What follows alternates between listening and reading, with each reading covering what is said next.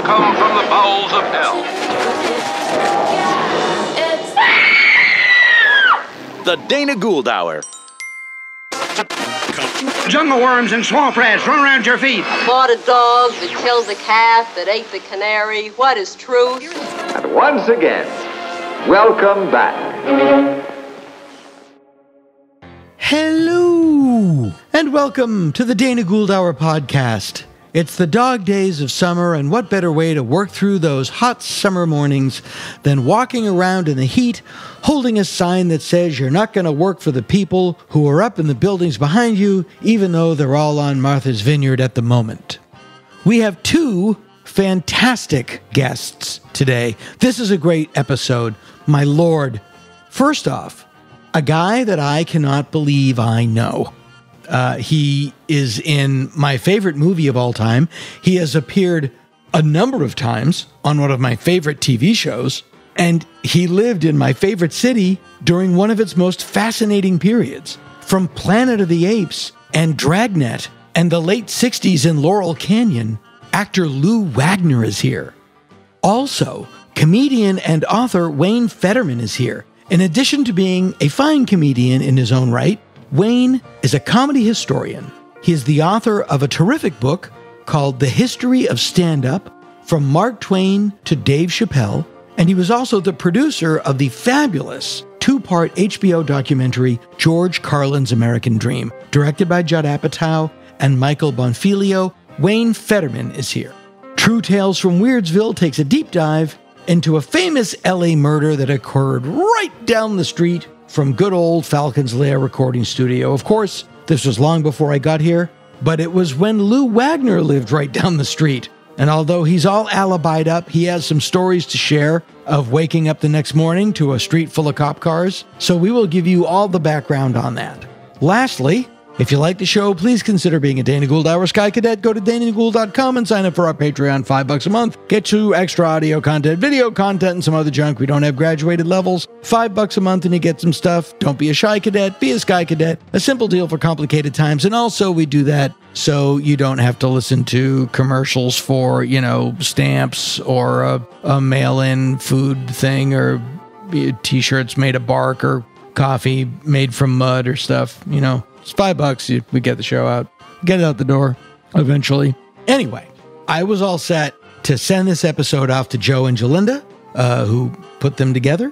And then I heard the terribly sad news of Paul Rubens passing. That was this morning, the night I'm recording here. And I did want to say something. I'm sure we'll get into it more in a later episode, but I didn't want to let it go by without commenting. Paul was great. He was another one of those people that I could not believe that I knew and could call a friend. I met him for the first time on the set of the movie Mystery Men, and I was so nervous to meet him because he's Paul Rubens, and he was lovely. And the movie Mystery Men was one of the first things that he did after his arrest, that ridiculous baloney in 1994. And hey, guess what state? Florida. But he was very gun shy because of the media drubbing that he took and the Bible crazies that went after him and the hate mail he got. It really traumatized him.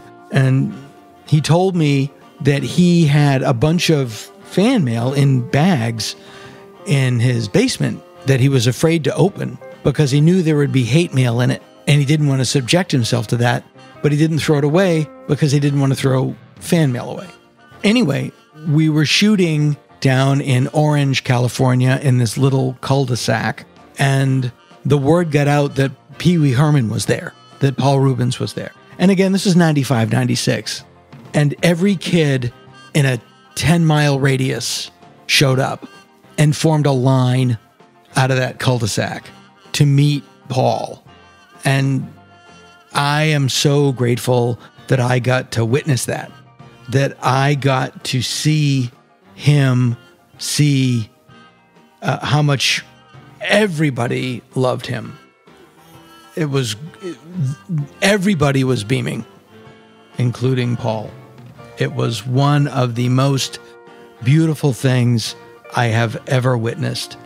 I got to see him, see how loved he was, and that I was able to be friends with someone who I idolized and have them in who they were as a human being surpass even my lofty view of them. He was a superlative human being, and we'll talk about him more for sure in a later episode, but he was the best. And obviously, I grieve with everyone. A life well lived cut all too short. Love you, buddy. And now, it's on to our filthy business.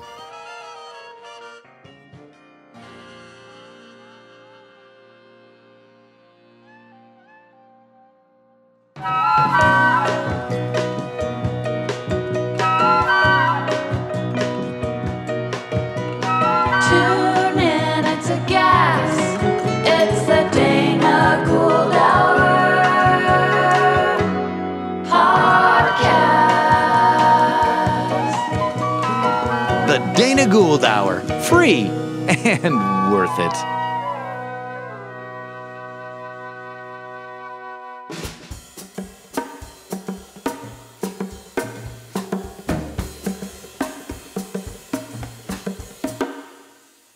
It is a sunny, warm, sun-dappled day in early July, high atop the Mulholland Drive view shelf here in sunny Southern California.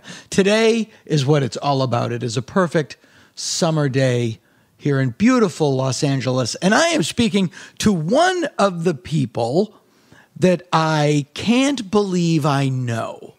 There are people that I am friends with, and I think it's great. And then there are people like, oh my God, I know this person. He is in 3 of my all-time favorite things, 2 of my all-time favorite movies, 1 of my all-time favorite television series. Please welcome from Planet of the Apes, Beneath the Planet of the Apes, Conquest of the Planet of the Apes, and several episodes, I believe 3, of Jack Webb's Dragnet, the esteemed Lou Wagner, ladies and gentlemen. This is the sound of my voice. Now everyone's panicking and turning. And thank you so much for coming on the show. My pleasure. I'm just grinning from ear to ear. We've met before. You did improv with the late, great Fred Willard for years. Yeah, but I think when we met, T-Shawn Shannon had a show for his school. And we met at that. We did some sketches from Moho. That's right. That's right. Yeah. Amazing. But you lived in Los Angeles in one of my favorite eras of Los Angeles, which is let's go back to the beginning. You're from San Jose. You're a California native. Yeah. You're a baby boomer. I don't know. Yep. Am I? You were born in 1940. 1940? So, yeah. Actually, then you're not a baby boomer. No, I'm not. You preceded the I didn't think I was. Yeah, you preceded the baby boomers. Yes, I did. That didn't start until 45. That's 45 to 64. Baby boomers. Yeah. Those are babies. Yeah. I'm the last year of that. I'm sorry. But no, what I was trying to time it was that you did not go to Vietnam. But no, I was 4F. It was really interesting. I went, I went to San Francisco because that's where we were inducted. We had inducted. We had to go to. And so they gave me all these tests, and it finally came out. I came out 4F, and I thought, well, it's probably my height, because I was 5'2". And I found out later that it wasn't. I was, I think, 95 pounds. I had ulcers and stuff. And okay. And if I was 100 pounds, I think the minimum was 105. But if I was 100, they would take me in and fatten me up. Right. But at 95, so I was Wasn't worth 4F your while. because I was 95 pounds. That must have been a very joyous bus ride home. I drove home. Oh, yeah. Yeah. Screaming. Yeah, exactly. And what year was that? Like 60? Oh, boy. You had to do it when you were 18. So what, 58? 58. Oh, okay. So 58, I think Korea was over and it was before Vietnam got gnarly. So it wasn't like... it wasn't like being drafted in 1968. Yeah. that was a very different situation. Yeah. And you were always an actor. Did you? We were talking earlier about living in L.A. in the mid to late 60s. Yeah. I was like, God, you must have been able to see so many amazing shows. But no, I was working. Yeah. well, I learned early that you save your money when you work, because... Tell my wife. Yeah. You just never know if you're going to work again. Yeah, exactly. Every job is your last job. Yeah. So I parked cars at the Melody Club, Right. Which was then the Viper Room. It turned to the Viper Room. Okay. But not while I was there. It was a Melody Room. And you don't strike me as a washed Viper dishes. Room guy. Pardon? You don't strike me as a Viper Room kind of guy. No, I'm not. But that's how I lived. And when I first got to town, I had one friend who knew the business. His name was Jay Michaels, and he was a vice president at NBC, and he was in charge of guest relations, like stars and stuff, and he was also in charge of the pages, right? And stuff, Page program, yeah, right. So I said, so what should I do? And he said, well, you want to get in a play.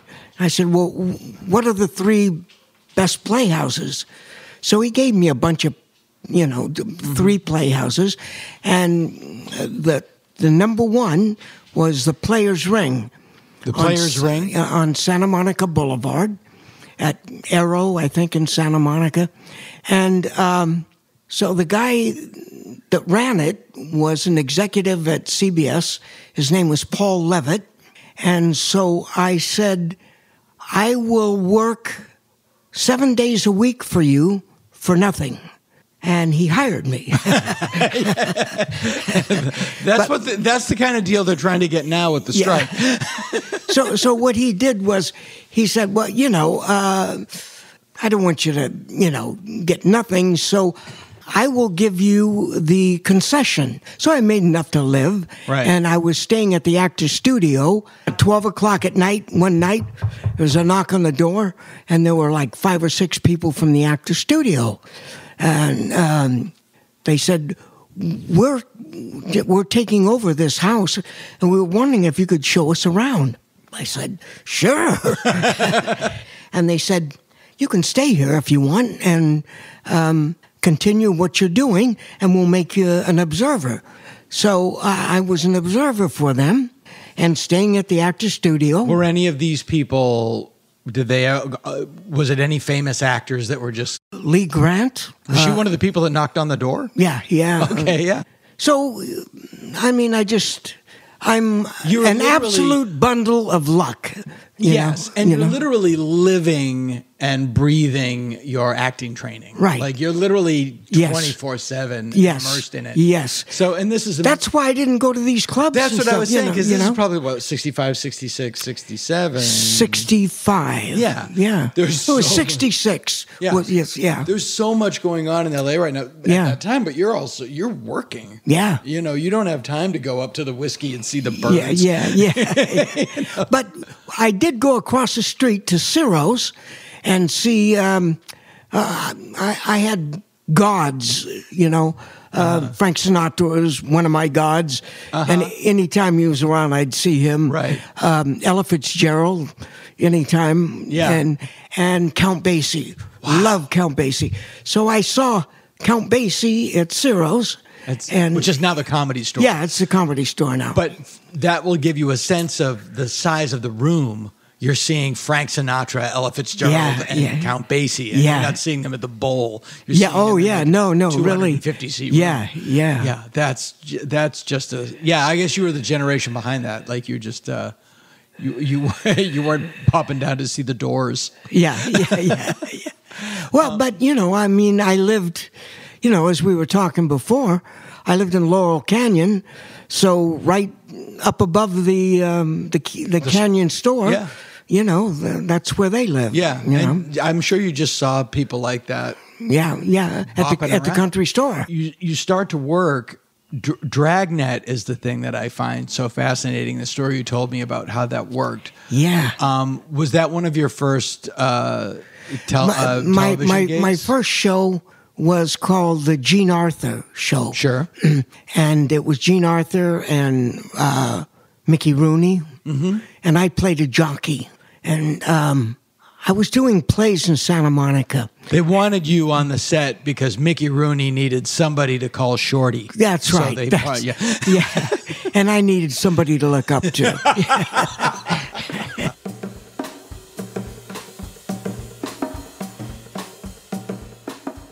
Dragnet, it's a radio show in the 40s, TV show in the 50s. It comes back in 1966. Yeah.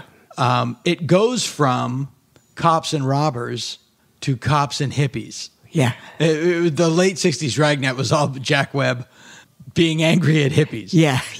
You were older than the average hippie. Yeah. But you looked younger.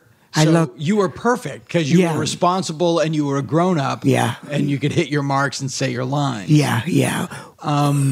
So Jack Webb would use actors over and over. He had like a repertory company. Yeah. It doesn't matter that you played a kidnapper last week. No. You're the fire chief this week. Right. Yeah. I think it's amazing. He liked people that would just do it, and he didn't trust outside people. He had his little group, and he always used them, That's right. Thank God, yeah. But you were saying that, and the show was famous for that sort of rapid fire back and forth. Yeah. And you were telling me that you weren't acting to him, you were acting to a teleprompter. Yeah, there were some shows that were, in essence, speeches. Everybody had a speech, Right. And it usually takes 5 days to do a half-hour show in those days. Mm-hmm. And Jack Webb did the one I'm talking about in 1 day, and he did it because there were teleprompters, and we were not to memorize our lines. We were to familiarize ourselves with the script, but we were not to memorize our lines.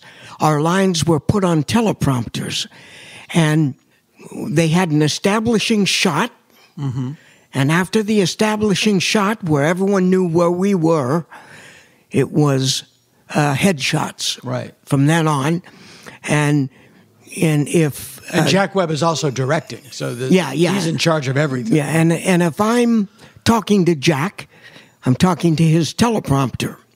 And if I'm talking to his... Bill Gannon, played by MASH's Harry Morgan. Right, then that's his teleprompter. So if somebody asks a question, you have to find your line on his teleprompter quick and answer, and... it was really interesting, but that was the rapid, It's really, and it's one of the reasons that I love to watch the show. And you know who it's a lot like? It's a lot like a David Mamet play, where it's all about the text. Except for the swearing. Yes, except for the swearing. But it's all about the text. It is not about performance. And, Mamet wrote a book about acting, where basically he says, just say the lines. He has a playwright's view of actors. Yeah. Stage meet, say what I wrote. Yeah. And so Were you surprised after your first Dragnet when they called you, say, hey, they want you to come back and do another one? It's like, okay. I was happy. Yeah.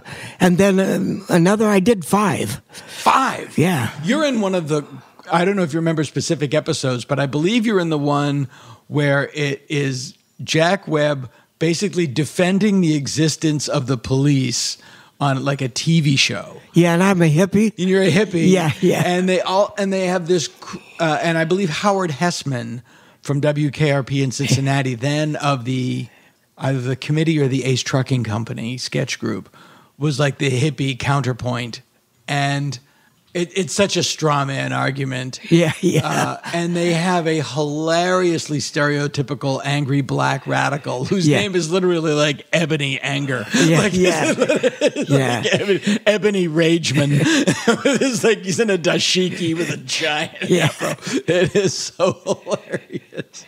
And it is just such a beautiful time capsule. They were fabulously popular show. Oh, I watch them now, and it is because it's the same with the radio show too. It's all about moving the story forward. It's just like bang, bang, bang, bang. They don't mess around, and it's really gorgeous. He would have been a great editor. Yes, he was. And you knew him, like you dealt with him professionally. Well, just professionally. You know. Good guy. Yes, sir. Yes, sir. Yeah, but good guy, like a seemed like a guy's guy. Yeah. Like, No. If you didn't mess around. Yeah, no fooling, all business, but nice, you know. Yeah. No, I was reading an interview with Harry Morgan, who played his partner, and Harry Morgan told like a joke. He goes, hey, I heard a really funny joke. And he tells the joke, and the joke takes 90 seconds to tell. Yeah. And Jack is like, well, hopefully we'll finish this episode today if you're done wasting time. Yeah. He also wanted to hit the bar, I think. He wanted to get out of it and hit the bar.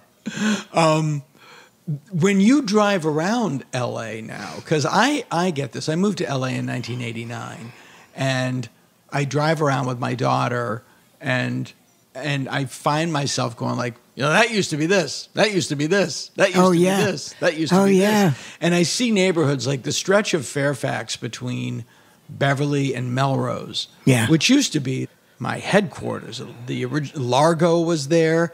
Cantor's was across the street. Yeah. The silent movie theater was up the street. Yeah. And now the whole thing has been, Cantor's is still there, but it's just like T-shirt stores that are open for 3 days. Everything. I mean, so you must have that. Scandia is gone on the strip. That was. Do you even recognize this when you drive around? I recognize. But if you ever want to see what it was like in the 70s and early 80s, watch Chips. I watched Chips and Adam 12. Yeah. And Dragnet too. You get to see what it was like. Yeah. Dragnet is all Studio City. Yeah. There's a lot of stuff on Ventura Boulevard, and I'm like, oh, the bank was a Citgo. Yeah. The Urban Outfitters was a baby furniture store. The Bookstore was a movie theater. Yeah. I love that stuff. Do you remember a club, again, I know you weren't a big club guy, called The Haunted House? No. It was on Hollywood Boulevard. It was called The Haunted House, and it was decorated like a haunted house, but it was a full-time nightclub. It's in a movie. But I was like, why isn't that still here? I don't even remember that, Do you remember Pandora's Box? Yeah. They tore all that down. That was at the corner of Highland and no, Crescent Heights and Sunset. Yeah. And it was the Garden of Allah. Yeah. And Pandora's Box. And Schwab's Pharmacy. Yeah. And they tore it all down to went to Schwab's. I went to Schwab's a lot. Did you ever go to Googie's? What? Googie's? Googie's was right next to Schwab's. Sounds familiar. I never went. What was it? A diner. Oh. Googie's Diner. It was right next to Schwab's. Oh, no, I don't. Yeah. It was part of the building. Oh. Yeah. It's where like James Dean and all the beatniks hung out. Ah. Yeah. Yeah, Pandora's Box was the scene of the famous riot on the Sunset Strip.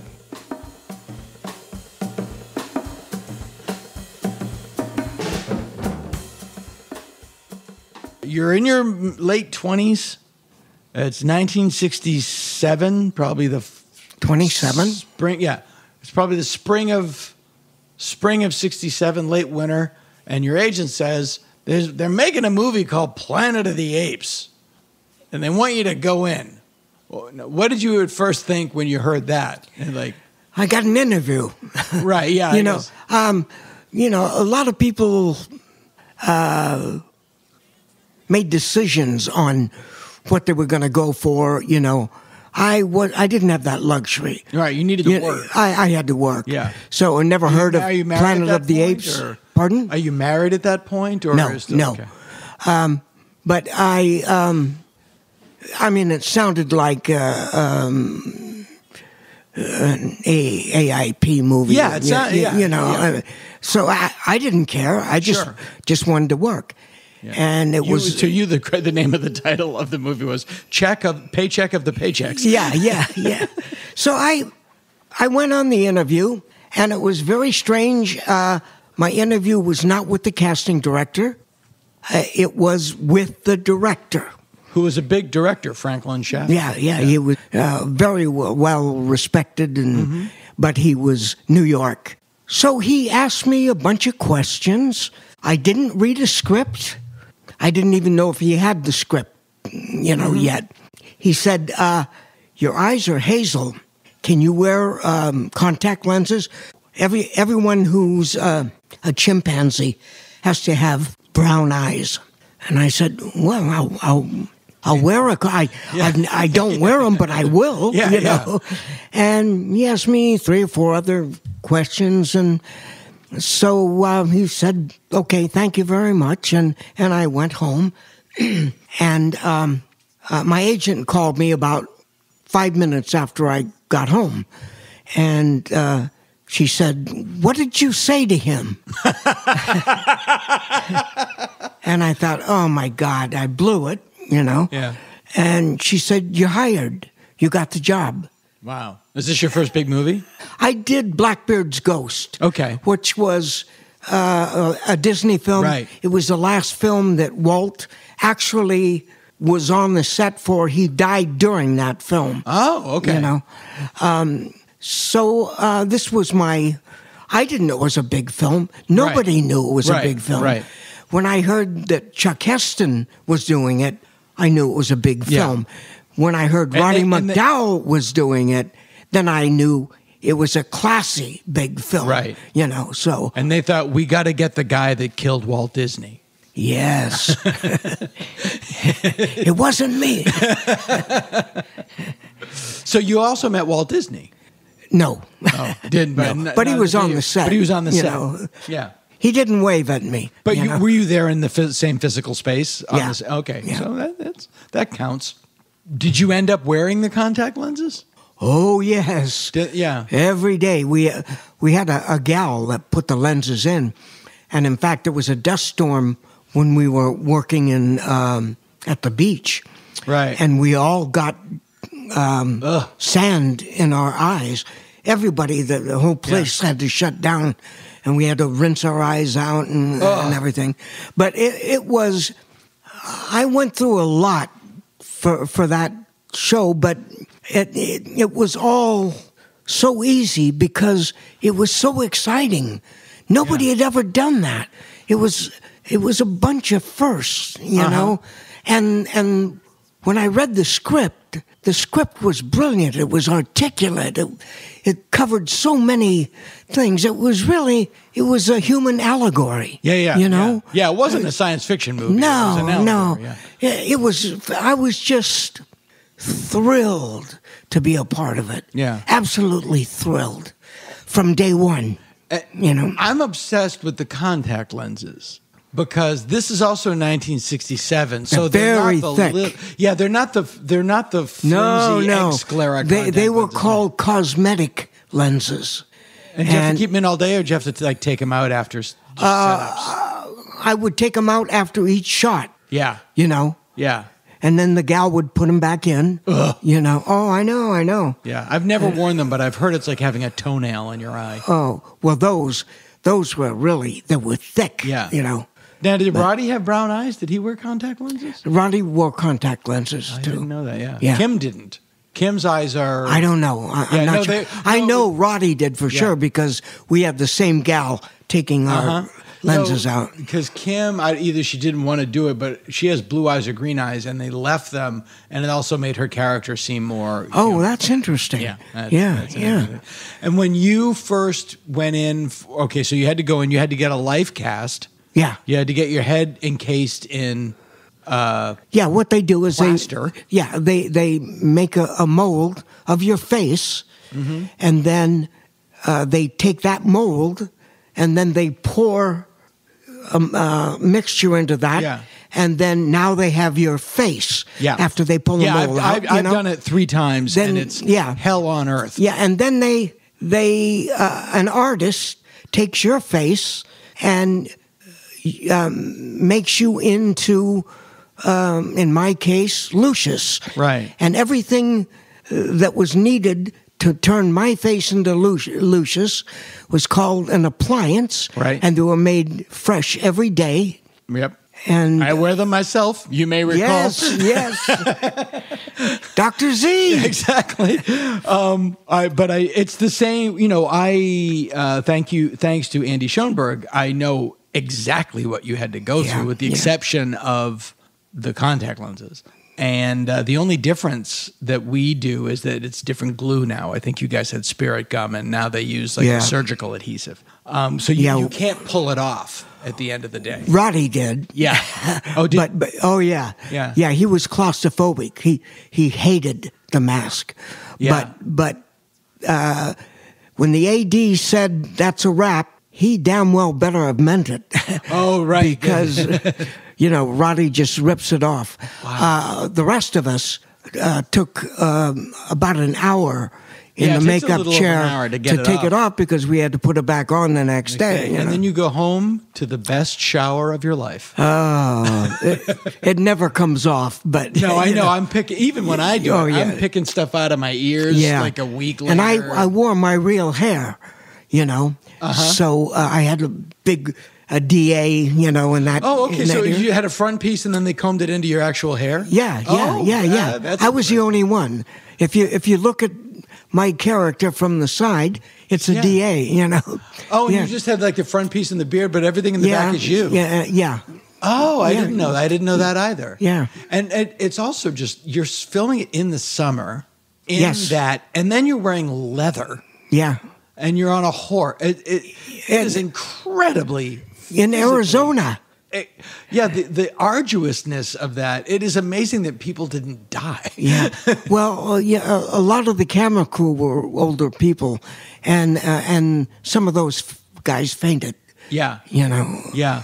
I have a friend who, went out to the locations and did a location tour. Yeah. And went out to where the scarecrows were.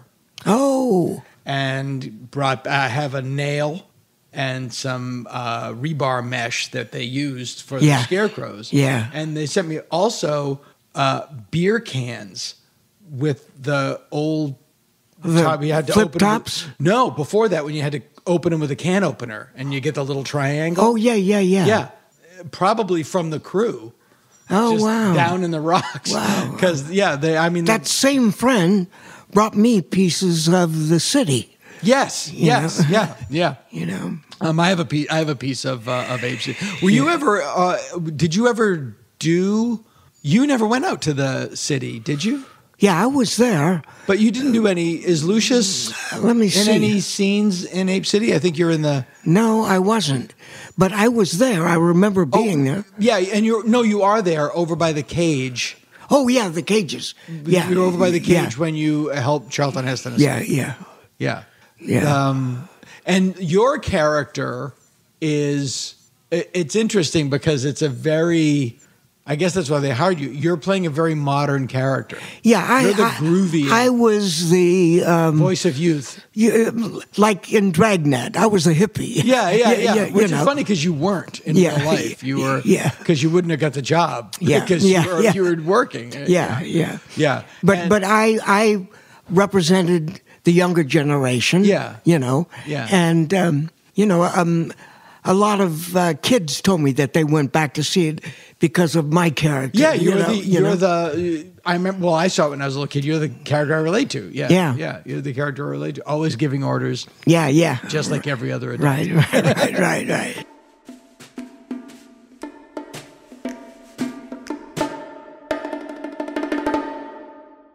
Heston, cool dude. Great. He was really, really nice. You know, he was the president of the Screen Actors Guild at the time. You know. Now we have Fran Drescher. I work with Fran. I did too. I did a film with her years ago. I did The Nanny. What did you do? Oh, I did Gorp. Oh, hilarious. Hilarious. Yeah. She was great. To get a little political, I think SAG dropped the ball 30 years ago when cable came in. Yeah. Because just when cable came in, we had a really good contract for regular television. Yeah, and you know? residuals and things like that. And then all the studios got their own channels, their own cable channels. So instead of turning it to free TV for the secondary shows where we would make $300, $400, $500 a show, at the very beginning, instead of $500, we'd make $50. Right. And then later on, instead of $20, we'd make literally 40 cents or 30 cents. Yeah. Many times, I'm sure you have too, I've received residual checks that were less than the postage. Yeah. And we have to fight for this new streaming thing, or we're not going to be able to afford to be actors. Well, that's the thing. You know, we can't live. There are most of the guilds, Writers Guild, Actors Guild, it's a middle class living. Yes. They're not they're just people that work. Same with the Yahtzee. You know, these are people that just work. They want to send their kids to school. Yeah. And feed everybody and have a house. Yeah. And that's about it. And everyone thinks of the multi-billionaire stars. Yeah. We're nowhere near in that, category. All I ever wanted to do in my life, that's why I'm happy, was just to be a working actor. Yeah. To make a living at being an actor. I mean, that's a dream. Yeah. Even today, it's a dream that very few people can fulfill. And it is one of the sheerest slopes of the mountain. Yeah. You know, you're incredibly lucky. And it's one of those things, and my wife says this, it's really true. It's not the greed, it's the stupid greed. You know, it's like they these companies, they annihilate the middle class, and then they complain that no one's buying their products, and nobody can afford it. Yeah. And they say they don't have any money, and then they turn around and tell Wall Street, we've made more money this year than ever before. Oh, yeah. Well, I can read two different things. I know what you're doing. Yeah.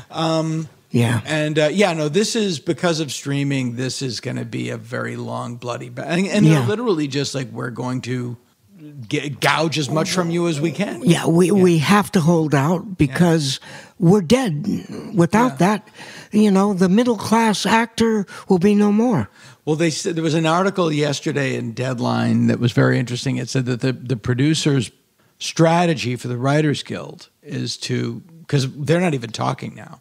Yeah, is they want to wait until, they have reasons to delay because right now they're what's called their Q4, which is the year is broken up into, I know you know this, 4 segments of financial reports. Q4 looks great because they're not paying anybody. And so it looks great, and they can give themselves larger bonuses. And will in September. And they also get to force majeure a lot of production deals that they don't want anymore. And they say their thing is like, we're going to drag this out until the writers are broke. Yeah. And then we'll have more leverage. And a friend of mine said, "Fuck you, I'm always broke. Yeah. I can do this all day." Yeah. Yeah. It's like during the pandemic. Everyone's saying, "Oh, my God, this is so horrible." Yeah. Hell, it was just another day for me. Yeah, exactly. I'm waiting for the phone call. You know? Welcome to being an actor. The initial offer from the producers to the Writers Guild was $80 million. They go, "We can't afford to pay you more than $80 million." Yeah. He makes 256. Yeah. It's like, Yeah. It's like, yeah, I know you're broke. You took all the money. Yeah. It's So we'll have to see what really a happens. joke. It's sad. But, Yeah. we have to. Yeah, no, and I think we will. I feel really good about it. But I want to wrap up Apes and move into your other work. Because the things Soma, you worked. That really kicked your career up in terms of like the '70s. You're working all the time. Yeah. When you did you ever meet Rod Serling? No. Did he come to the premiere? No, never did. No. There's a photo of him on the set. He did visit the set one day. What was the set? Do you remember? He went. I can show you the photo. It's on my desk. It was the courtroom scene. The courtroom? Yeah. Oh, okay. All right. I'll show you the photo. Kim Hunter, nice. Oh, great. I mean, Everybody who. Oh, yeah. Buck Cartalian. But I mean, as good an guy. actor, Yeah. you're working with the absolute best actors in the world. And that's the thing. And a lot of like New York, like Kim and there's these New York theater people, like really serious actors. Oh, Morris Evans. Yeah. Oh my God. It was just a dream, an absolute dream come true. Yeah. Yeah, it was great. And did you? Was that you on the horse? Yeah. I rode. I had for some of the long shots and stuff, but there was a shot in the Forbidden Zone where we were leaving, and I had to pass another horse, and that was me in the water, right? When this is such a specific thing, I'll probably cut it. But I'm just curious. When Chuck is talking to Roddy across the gorge, they're not really at a gorge. It looks like they're in front of a matte painting. No. That was a real shot? No, those are all real shots. Okay. That was Utah, Moab. Right. That was our first week of work, Oh, was that your first time? Yeah, that was all our first week of work, and everyone was scared to death because they didn't know if this was all going to work or not. Sure. Yeah. We got dailies back on the third day, and everyone was just beaming. Oh, they saw the dailies and were like, oh. And, from then on, it was, Yeah. And John Chambers was on the set, right? The makeup... I'm not sure if I saw him. I on know the he set. did your makeup. Oh, yeah. Well, Because there's he a wasn't photo- my makeup artist, Right. but he was our creator. Right, yeah. And I worked with him for months and months at a time. We did tests and, stuff. He was a There's great a famous guy. photo of you in the makeup chair reading Famous Monsters magazine with John Chambers doing your makeup. Yeah. And Dr. Z recreated that photo at I'll show you that picture too at the Sweeney Todd Barbershop in Los Feliz. Wow. Great. Franklin Schaffner, Charlton Heston, John Chambers. Yeah. These are all really right-wing dudes. It's not like it was today. Oh, well, where they're lunatics. That was non-existent. Yeah. As far as I am a different era. I'm You the talk about it. quintessential liberal, Yeah, sure, yeah. and that didn't enter the picture one iota. As it should be. And that and that's Yeah. I mean, I'm friends with a lot of right-wing people because if like I go on the Adam Carolla podcast a lot. And Adam has a lot of right-wing opinions that I don't agree with. But I still am his friend. Yeah. I still go on his podcast. Yeah. If I didn't talk to anybody that I didn't agree with on everything, I couldn't talk to my family. Oh, I know, Like, I know. have 4 brothers. You never and- get work. Yeah, I never get work. And my parents, my brothers, they're all Trump people. I know. But it's like, we don't talk about it. Yeah. We don't talk. Yeah. I did a TV show with Charlton Heston, Politically Incorrect. and we didn't agree on stuff. Yeah, sure. And then it was a commercial, and he goes, "How you doing? So you're working?" You know, it was like it didn't. It was just your. I miss this. It's one of the things I really miss. It was just your politics. Yeah. And it didn't really define. Yeah. It didn't define who you were as a person. Yeah. Now it's kill him. Yeah. You know. Yeah. And hopefully that will wane. Yeah.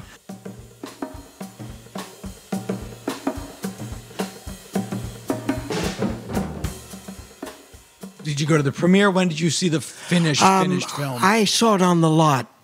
I saw it with the reviewers. They saw it that same time. And this is like and I walked early spring '68. Oh boy, I don't remember. Yeah, probably. It came out in April, I think, didn't it?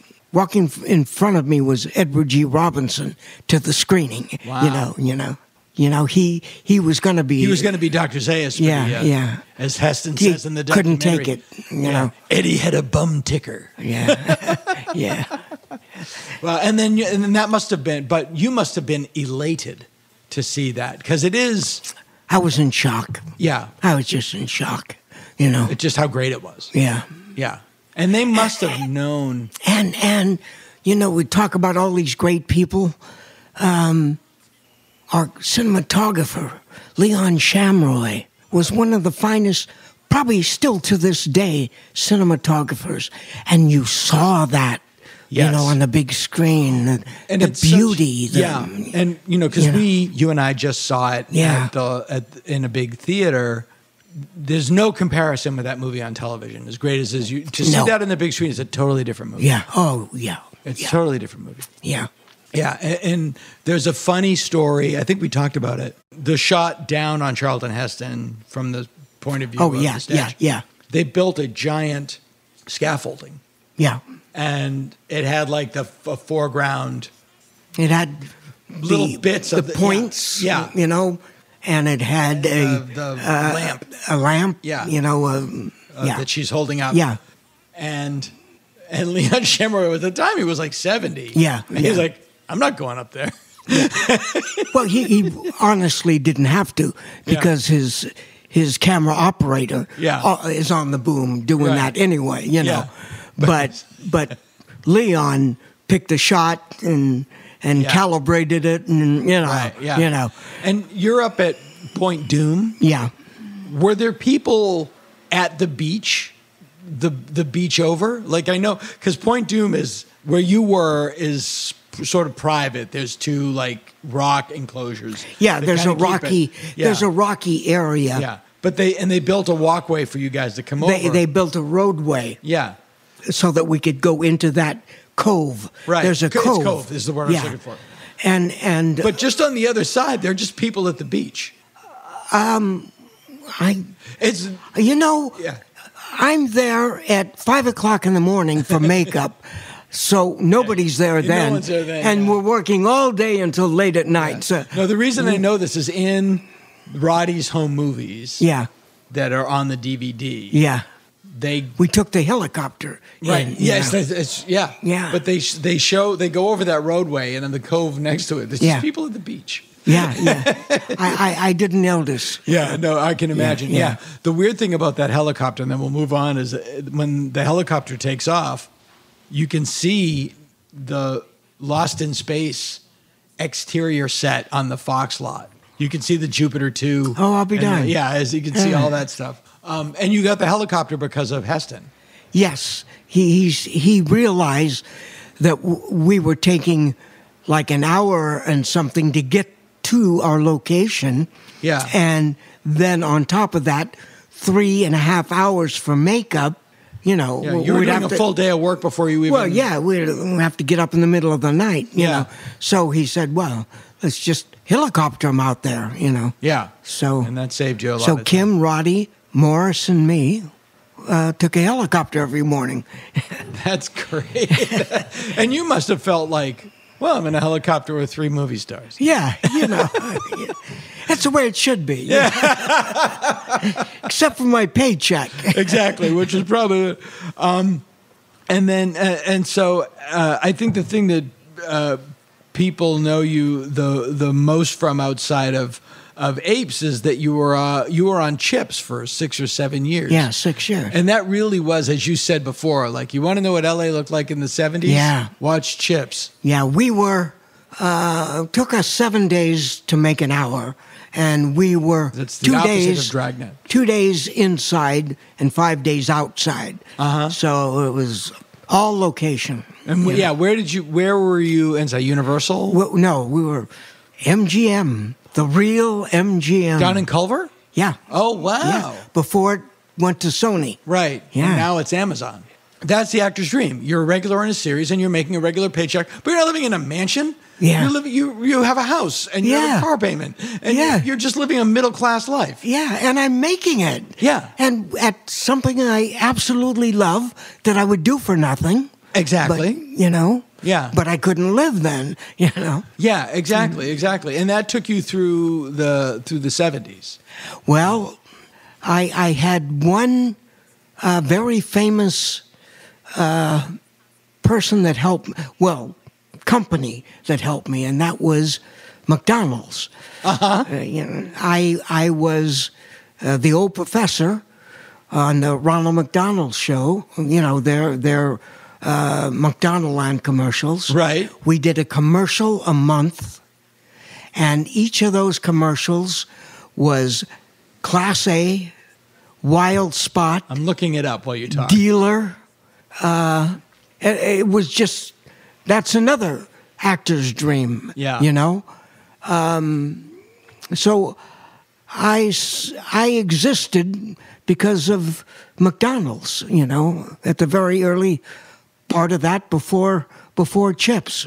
I'm looking up the old McDonald's, the old professor.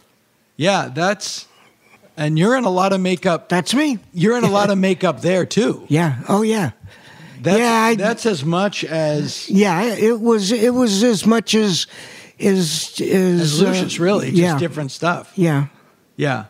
Our friend Ken Daly was also in a McDonald's commercial at that era, playing. He was just a kid drinking a Shamrock Shake. Oh, okay. Yeah. But he did a lot of stuff. And the gal that was the schmo, or the schmoo, yeah. she was a friend of mine. So they were all, we all knew each other. Yeah, and that again, like, you can make a great living. Yeah, you can make it, and our director was Howie Morse from Your Show of Shows. Oh my God, he directed all the shows. He would say, all right, do this, do that, do that over here, and Lou, act better. He was fabulous. Oh, tell this. I'm sorry to put you on the spot like this, but tell the story, because in addition to the first Apes, you're in Conquest of the Planet of the Apes, which I love for different reasons. Yeah, as much as the first Apes, because Conquest of the Planet of the Apes is like a movie made for a 12-year-old boy. Were you 12? Right? It came out when I was 8. But I didn't see it when it came out. Oh, I saw it on TV later. But it's just like, I saw Escape was the first movie I ever saw. Or one of the first movies. When did you see Planet? I didn't see Planet until it premiered on CBS in 1973. Oh, my goodness. I know. But I saw Escape at the drive-in in 71. And I saw Battle at the drive-in in 73. And then I caught up with them later. You were already a fan of... I was a fan from... My mother says that I was 6 years old and the commercial for Escape from the Planet of the Apes came on. And I had 4 older brothers, so I was a little kid and I was kind of off in the corner. My mother says the commercial for Escape from the Planet of the Apes came on. I stood up on the coffee table and looked my mom and dad in the eye because they were sitting on the couch. And I just said, "We are going to see that movie." Wow. And it was so astonishing to me that they took me. Like, because normally they have 6 kids. My dad works for the phone company. He's not going to cross the street if he doesn't have to. They took me to see it at the drive-in just because it was so weird that I was so firm about it. Focused.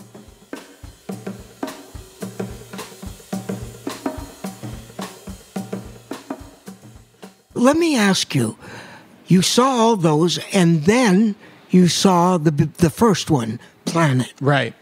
What did you think when you saw the first one? Did it register? Sure. Well, one, by that time, I saw it. So it was 1973. I was 9, but I was already reading Famous Monsters magazine, and I didn't really know what I was seeing. I remember being surprised that it was on Earth. Yeah. Like I didn't know the ending, but I was 9, so I didn't really get it. Yeah. But I will say that, and this is obvious, the fascination of that movie never left me. Yeah. And I got older, and I got more sophisticated in my tastes, and I've seen 2001 and appreciated it, and Star Trek and Star Wars came out. But even at the peak of Star Wars, and I was the perfect age for that. I was 12 and 13. Yeah. The summer Star Wars. I turned 13 the summer Star Wars came out. I talk about a movie designed for a 12-year-old kid. Yeah. Like it was perfect. But even at the peak of Star Wars, I was always something about Planet of the Apes just never left me. What I found interesting about Star Wars was that Chewbacca looked like the gorillas. He had the same bandolier and everything. Yeah. I can't explain why it rang my bell so much. Yeah. And then you get older, and I got really got into music and comedy, and I got married and had a family. Yeah. But there is something about it that is a lot of it is the makeup design. And there's just something about the makeup design. Along that idea, the new CG, is really wonderful. I mean, the new planets and stuff like that. Yeah. But what I feel is missing that we have in the original makeup is a humanity. Yeah. It's like they're still evolving from man. Mm-hmm. Yeah, they're not actually photorealistic apes. Right, exactly. They're something else. And that's just everything to me. Well, it's funny you say that because when Tim Burton did a remake of Planet of the Apes. I've never seen it, but he wanted actors in masks specifically because that was such a big element to him. It was the one thing he got right. Yeah. Should have had a writer writing a script. That would have also helped. Yeah. But I understand that, and I didn't realize you've done a lot of acting in heavy makeup. Yeah. And you guys must have had a meeting, like you and Roddy and Kim must have somebody had to go, you have to overact to get through the makeup. Well, if you notice, Schaffner, they cast stage actors. Yeah. So they can articulate, and you need to articulate through the mask, otherwise it's garbage. It gets lost. And there's just a projection that stage actors have, Yeah, Michael Caine said, and I don't know if you've ever seen acting in film. You don't need to see it, but it's a great sort of lecture about the difference between film acting and stage acting. Okay. And he says, if you're rehearsing for a scene and someone says, "Oh, you're rehearsing," you're too big. Yeah. You're too big. Yeah, you're just supposed to talk. Yeah, right. But when you're in heavy makeup, you have to overact to get out of the makeup and then make it read. Yeah. And you also have to... And I don't want to use the word overact. I mean... Project. You just project heavier. Yeah. That's all, but it's all real. It's all real. And you always have to move. You have to be moving your face or moving your body to keep it from looking static. Right. That's something that must have been so exhausting to always be. Yeah, at the end of the day, you're wiped out, totally wiped out. Yeah. I mean, a lot of times I slept in the makeup chair when they're taking it Sure. off, you know. Yeah. You know, but another thing that helps, of course, were the eyes. The eyes are always going. Yeah. You know. Yeah. You know. But so- even they're behind contact lenses. Yeah, I know. Yeah.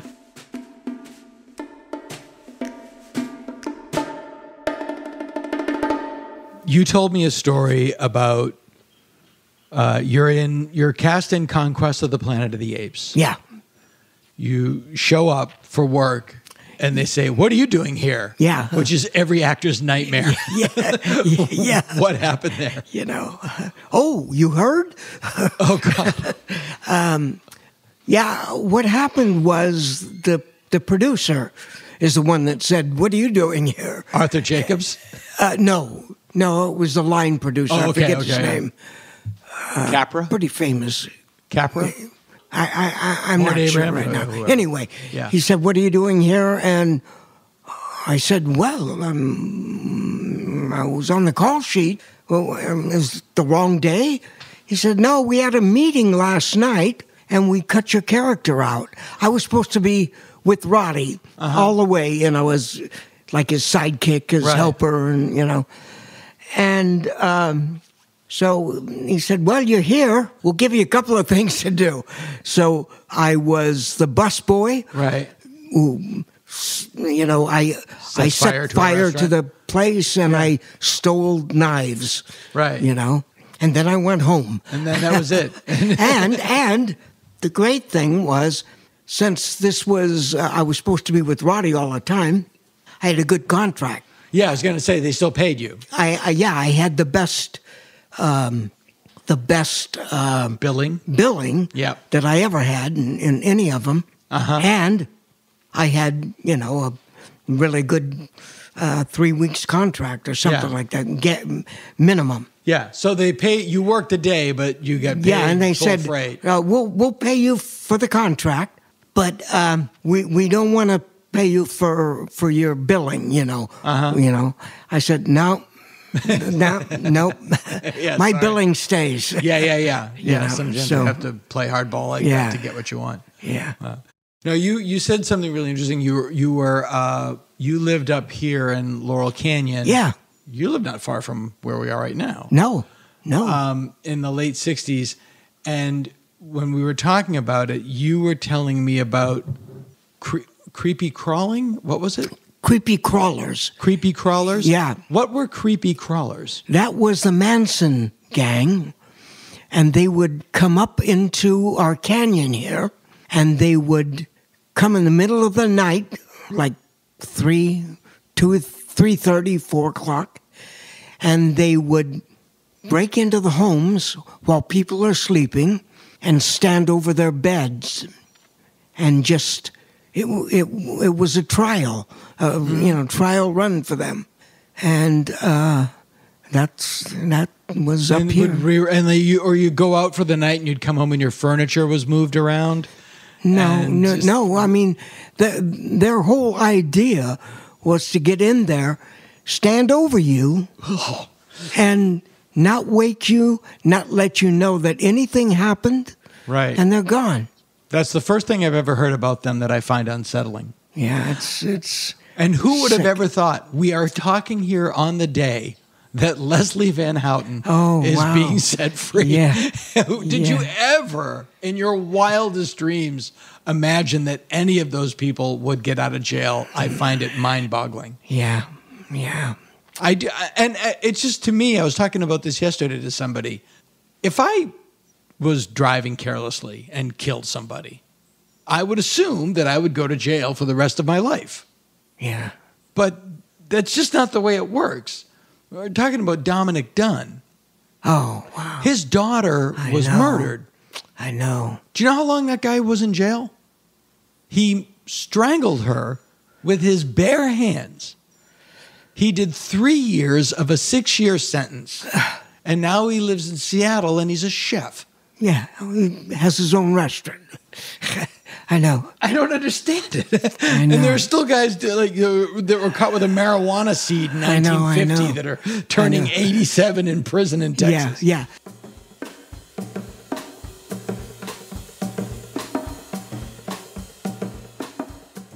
And you're still working? You're still going out? Still auditioning? Well, I'm not going out. I do mostly stuff for friends now. I'm at that point. You know. Yeah, I was trying to think of the last time I acted in something I didn't write for myself to act in. Yeah.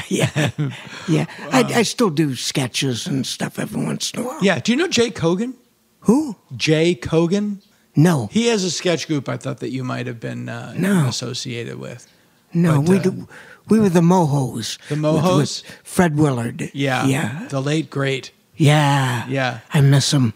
Yeah. I miss him. Me and Linda Harrison are the only ones left on planet. Of the principal cast, yeah. Yeah. That's true. Do you ever, is she still around? Is she, Yeah, she's around. Yeah. I don't know if she lives here in town now. I think she might, but I'm not sure. Yeah. But I don't see her. Yeah. Yeah, sure. Yeah, sure. So we were talking, and you said, oh, yeah, I live down by the Wonderland School. Yeah. Which is right down the hill. Yeah. And I said, oh, yeah, that's right where the murders were. Yeah. And you went, yeah, I was there. Yeah. Do you remember anything about that? The famous John Holmes Wonderland murder case. Right. When I first moved to the canyon, before I bought my house, I lived in the guest house of Vern and Don Langdon. Right. And their house, the great Vern Langdon. Yeah. They were, their house was the model that Walt Disney used for Snow White and the Seven Dwarfs. You can still see it. You go up Wonderland Avenue, and I think the cross street is green. And if you look down, there you'll see the Wonderland in green? Yeah, I think it's that. I think it's green. Anyway, that's the house. And catty corner from that was the house that they were murdered in. And so we slept through it that night. You know? There was a famous murder at the Silent Movie Theater on Fairfax one night. At the Silent Movie Theater? Yeah. In the inside? Guy came in and shot the manager, and it was they knew each other. There was some kind of fight. What was the film he hated? I don't know. It was a silent, apparently. Yeah. I was across the street at Largo when it happened. Did you hear it? Nope, but I walked out, and there's a bunch of cop cars. And what's going on? Yeah. Oh, somebody got shot up the street. What? Yeah. My old manager, David Campbell, lived in New York, and because my wife and I were having dinner, and we were walking by dinner, there's all these cop cars, and I look, and there's a guy lying in the street. And we went home and turned on the TV and realized that it was John Lennon. And they literally saw yeah, crazy. Yeah, these people that are just... How long did you live in New York? I've never lived in New York. Oh. Yeah, I'm from Massachusetts. Oh, okay. And I go there all the time, for work. But this is what I'm comfortable in. Yeah. I'm a California guy. Yeah. I like trees and birds. Yeah. Yeah. Me too. Yeah, same thing. And you're from San Jose, right? I'm from San Jose. Super cool. Yeah. Lou Wagner, this has been so great. We didn't even talk about being in airport. We'll do that another time. Okay. Now I've rooked you into coming back. Lou Wagner, thank you so much. This has been great. Thank you.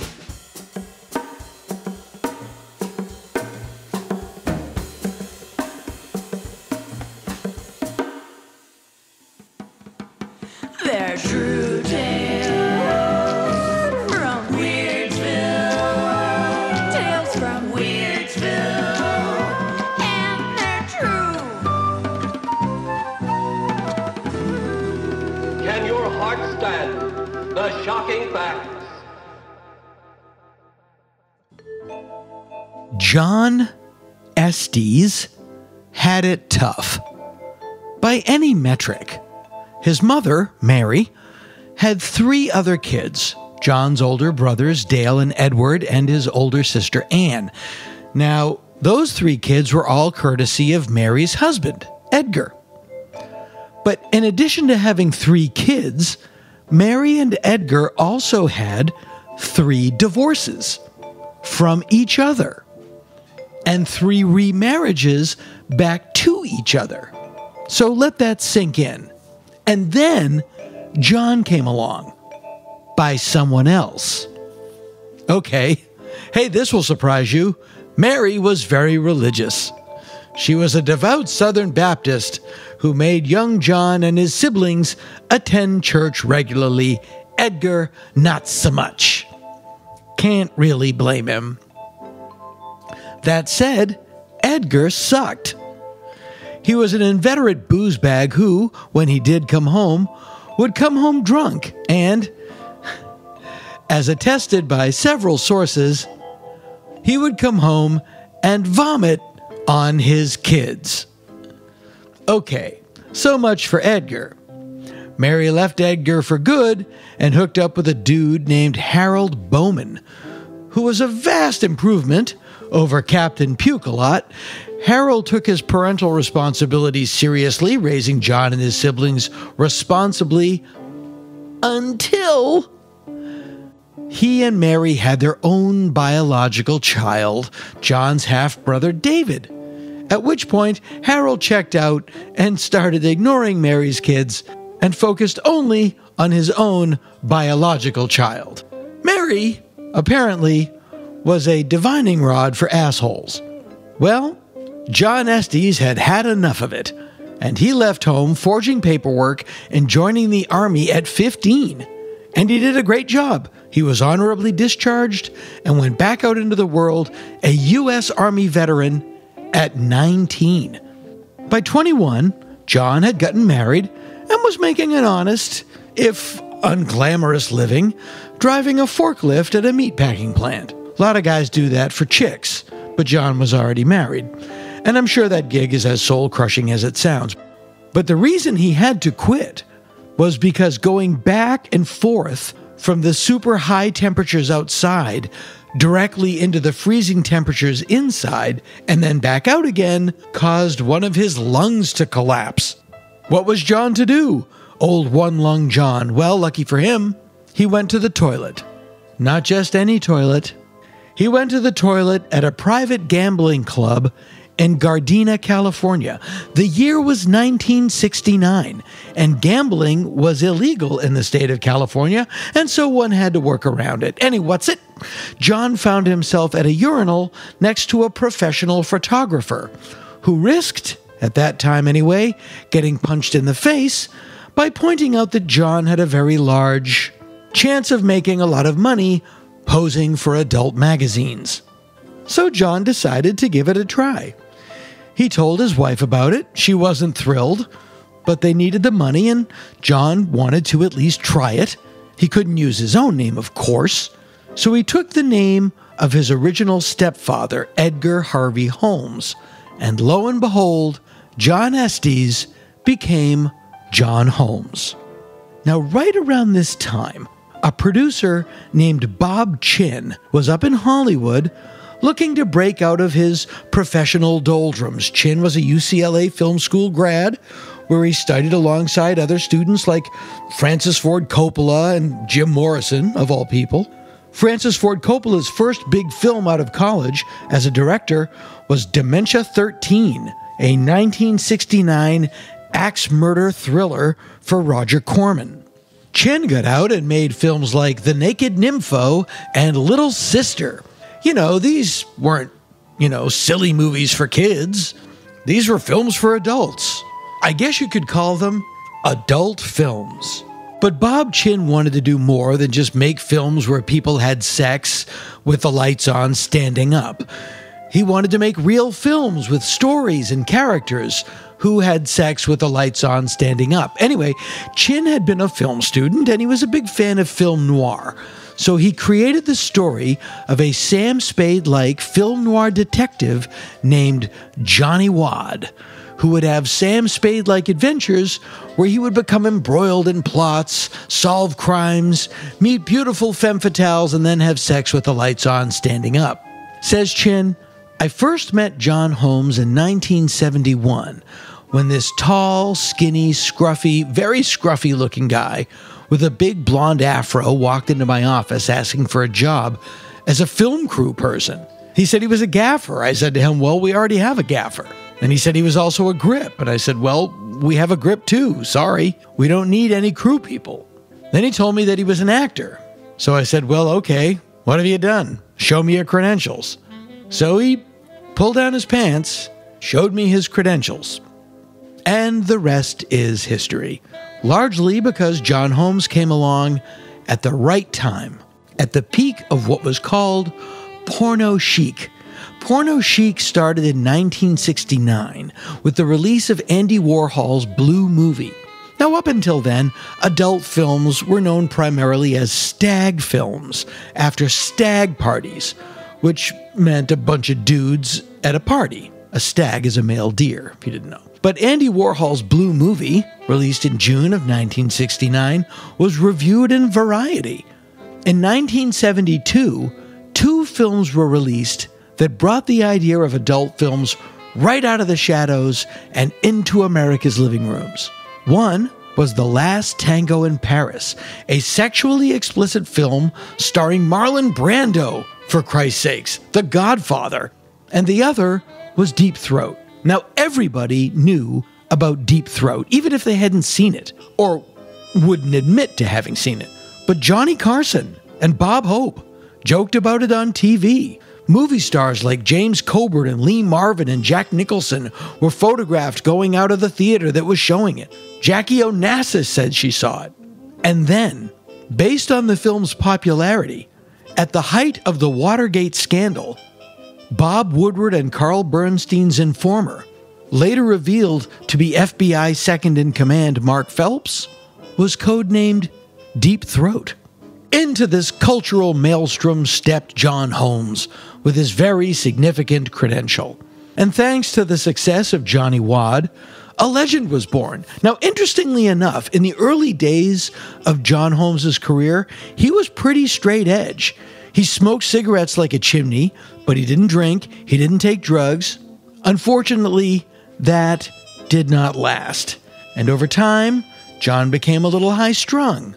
He made hundreds of porn films in his career, so he was working all the time, which put a strain on his marriage. His wife Sharon did not leave him, but she stopped sleeping with him. John started to take a drink to unwind after a shoot, or maybe smoke a joint beforehand. Sometimes he'd get too relaxed, and then he'd need a line of cocaine to get up for something, then another one to stay up, then another to buffer the crash. Then all you want to do is snort cocaine. So you do some lines while you think about quitting. By the late 1970s and early 1980s, formerly straight-edge John Holmes' drug addiction had taken over his life, and he had become what one would call a degenerate sleazebag.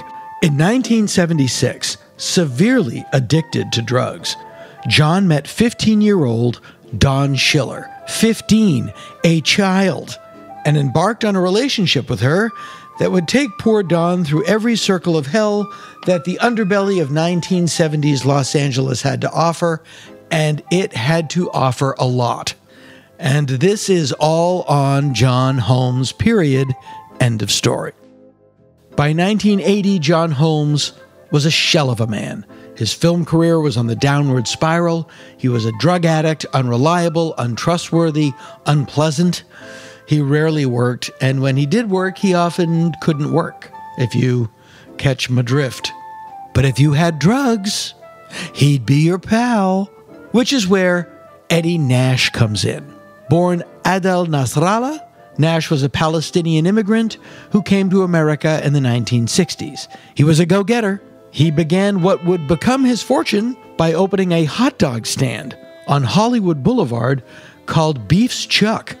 By the 1970s, he owned several nightclubs and restaurants, including the Starwood, the Paradise Ballroom, the Alibaba, the Kit Kat Strip Club.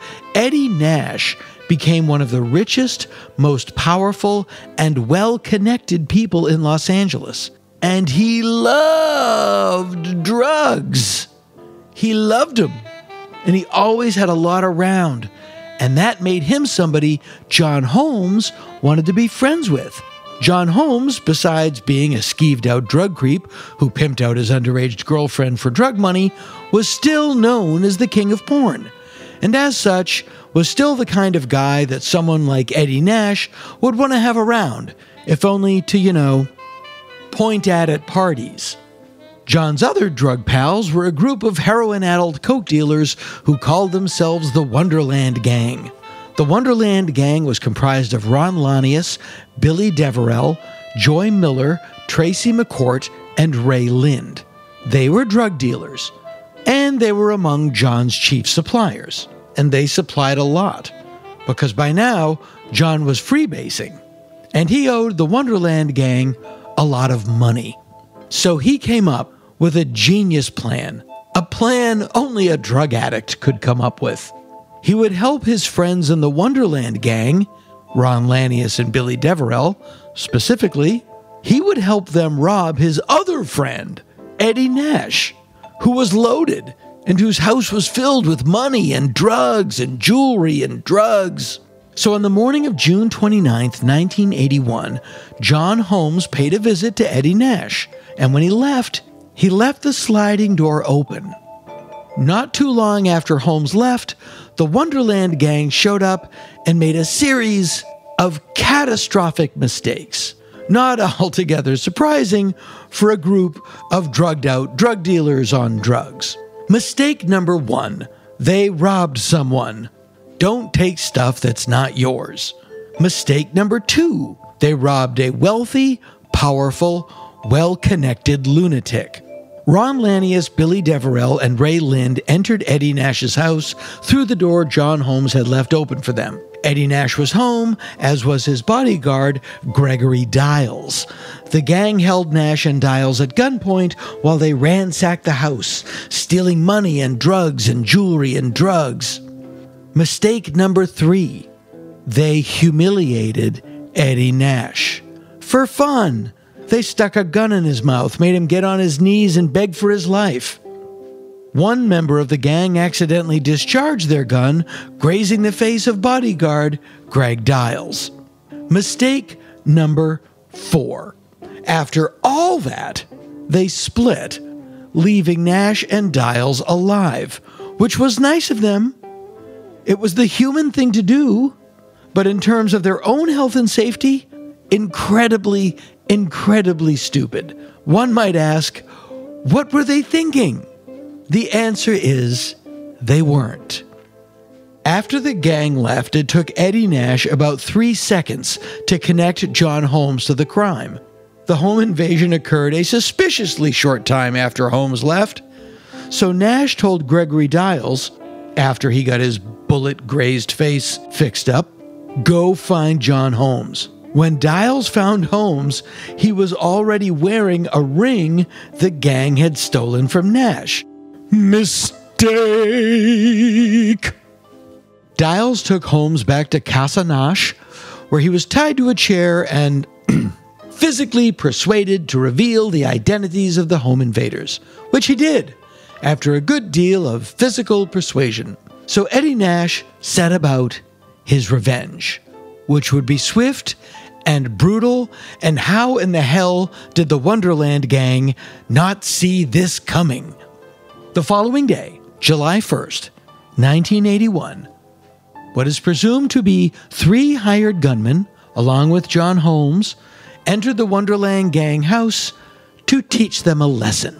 There they found Ron Lanius, his wife Susan, Billy Deverell, Joy Miller, and a woman named Barbara Richardson, who was Ray Lind's girlfriend.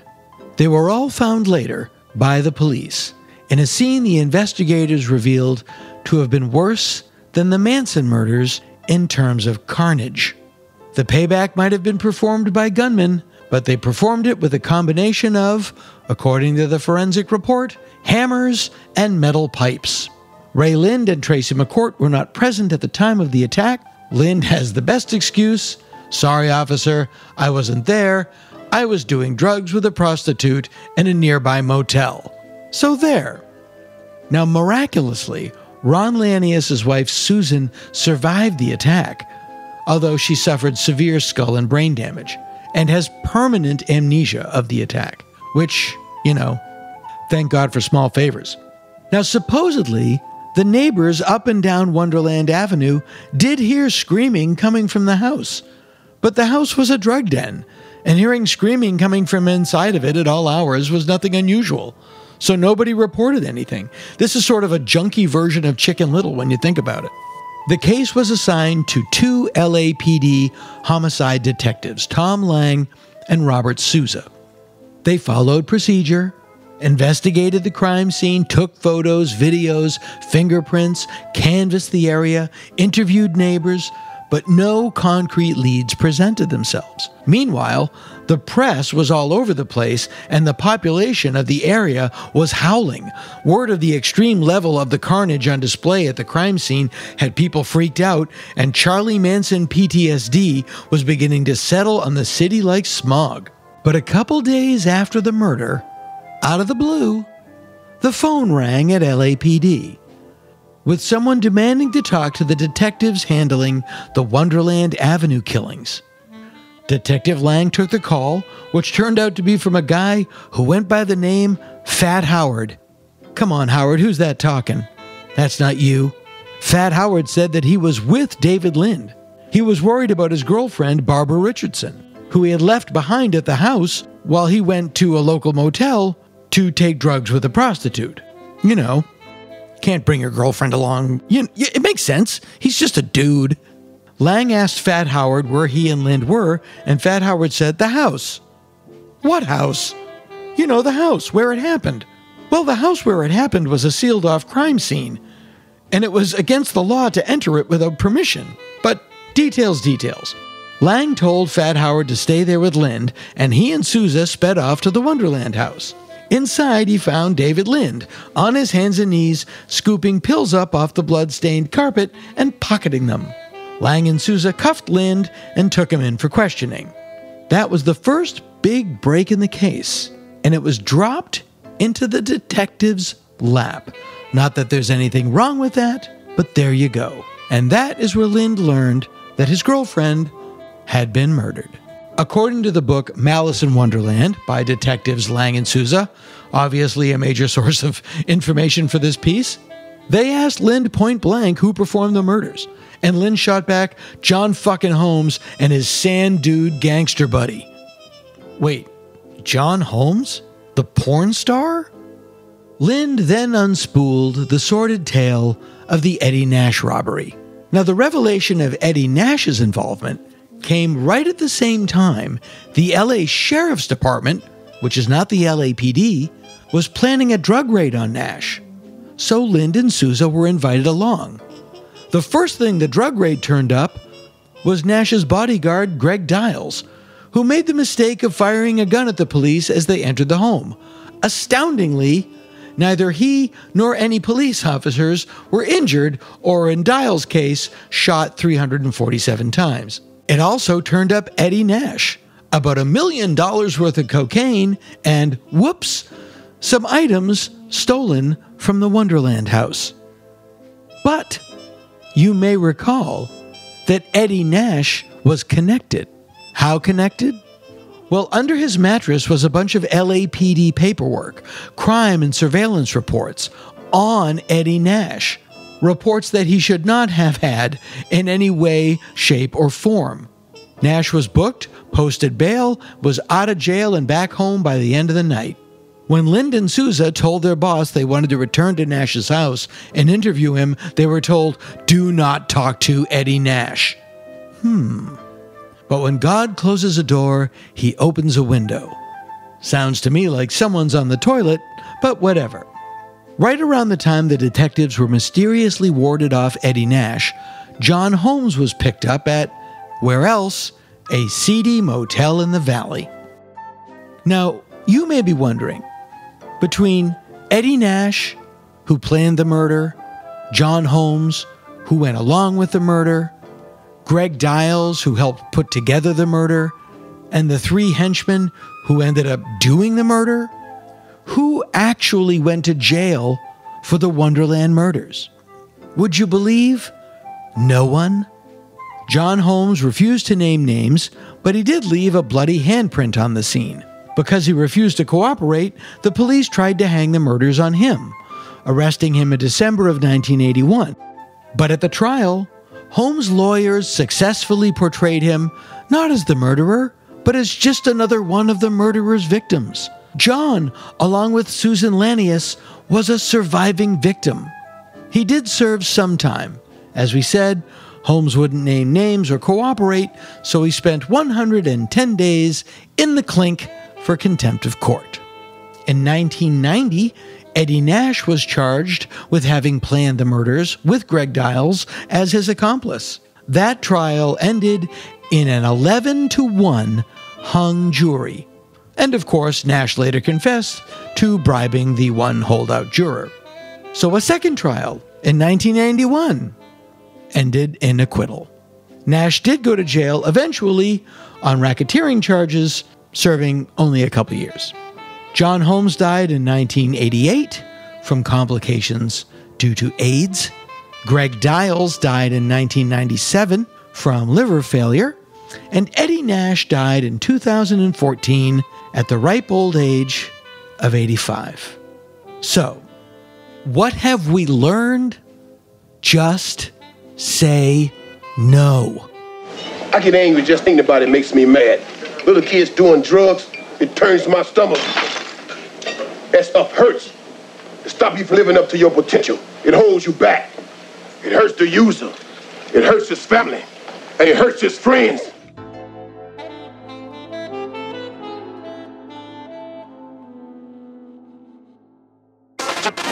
And now, on with the show.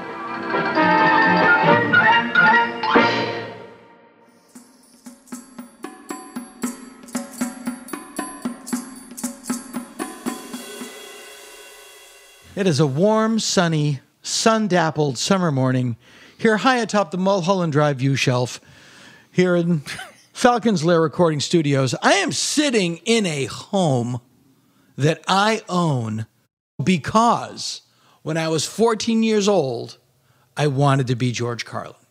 And that desire drove me out of my hometown into the world that I was afraid of, and into the world of stand-up comedy that allowed me to become successful enough to purchase the home in which we sit. And when Mr. Carlin passed, I immediately thought, oh, there's going to be a big Carlin retrospective, and they never did, and I was stunned. And then years later, it was last year's George Carlin and the American Dream, I believe it was called. Close. What was it? Am I allowed to speak? Yeah. It was called George Carlin's American Dream. George Carlin's American Dream. It was great. When I saw it, I was worried. I hope this is good. It was fantastic. And then when I realized this person worked on it, I was like, oh, of course it was fantastic.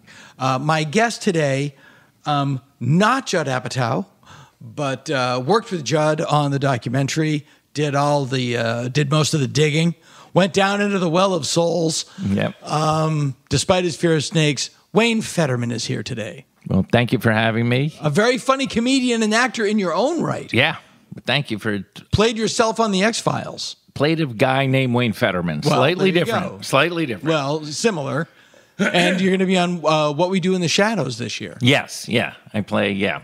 I'm not allowed to talk. You're not allowed to talk. I signed an NDA, but I didn't sign an NDA about signing the NDA, so I can talk about the NDA. You say you signed the NDA? Yes, I can mention that.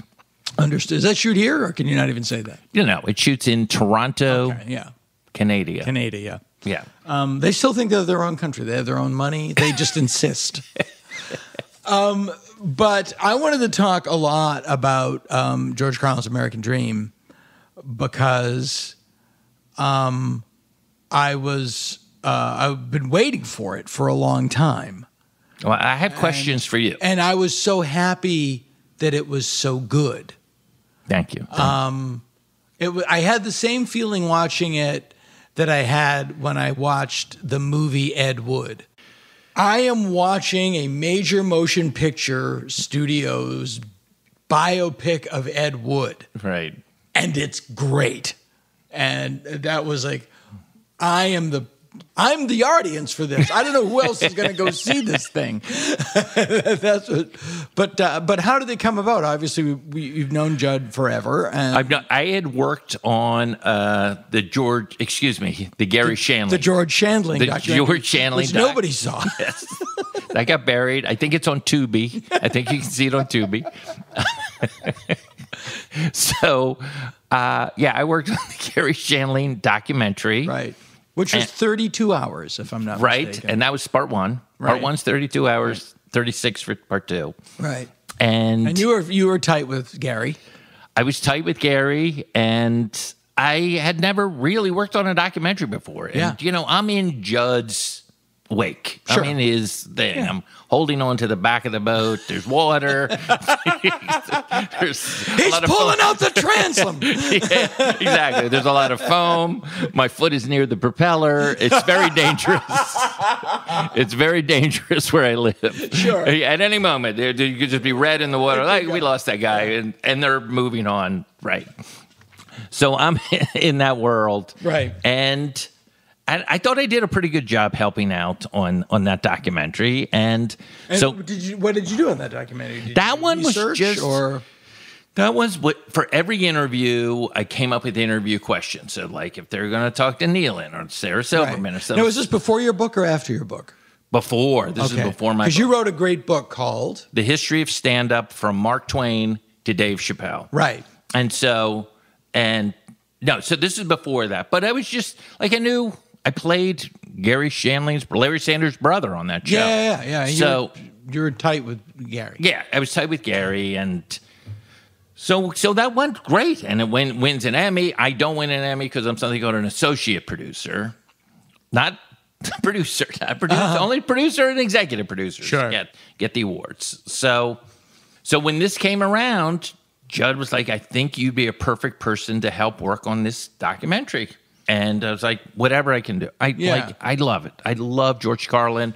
Oh, right now we're looking at this album, which is the re-release of Takeoffs and Put-Ons. Right. The first George Carlin album I ever owned. Recorded at the Rooster Tail in Detroit, Michigan. Does that place still exist? It can't. It can't. Right. You can hear the silverware on that album. I love it. Yeah. So, and this is when he had changed to a hippie. Yeah. And he was not a hippie at the time of the recording of this. Right, not at all. Very buttoned up. And so I loved George Carlin. I'd known the whole time. I wasn't like you. Obviously, you had a great sit-down interview with him that was on, if I'm not mistaken, HBO? Yeah. And I also knew him in 82. That far back? Yeah. Very lucky. You know how they say don't meet your heroes? Not true. Really? Yeah. In my case, I think I've met all my heroes. Have you met living? Oh, right. Because you never met Copernicus, right? I didn't meet Copernicus. Well, I did. If you've seen Indiana Jones 5, it's actually my story. Oh, okay. I guess.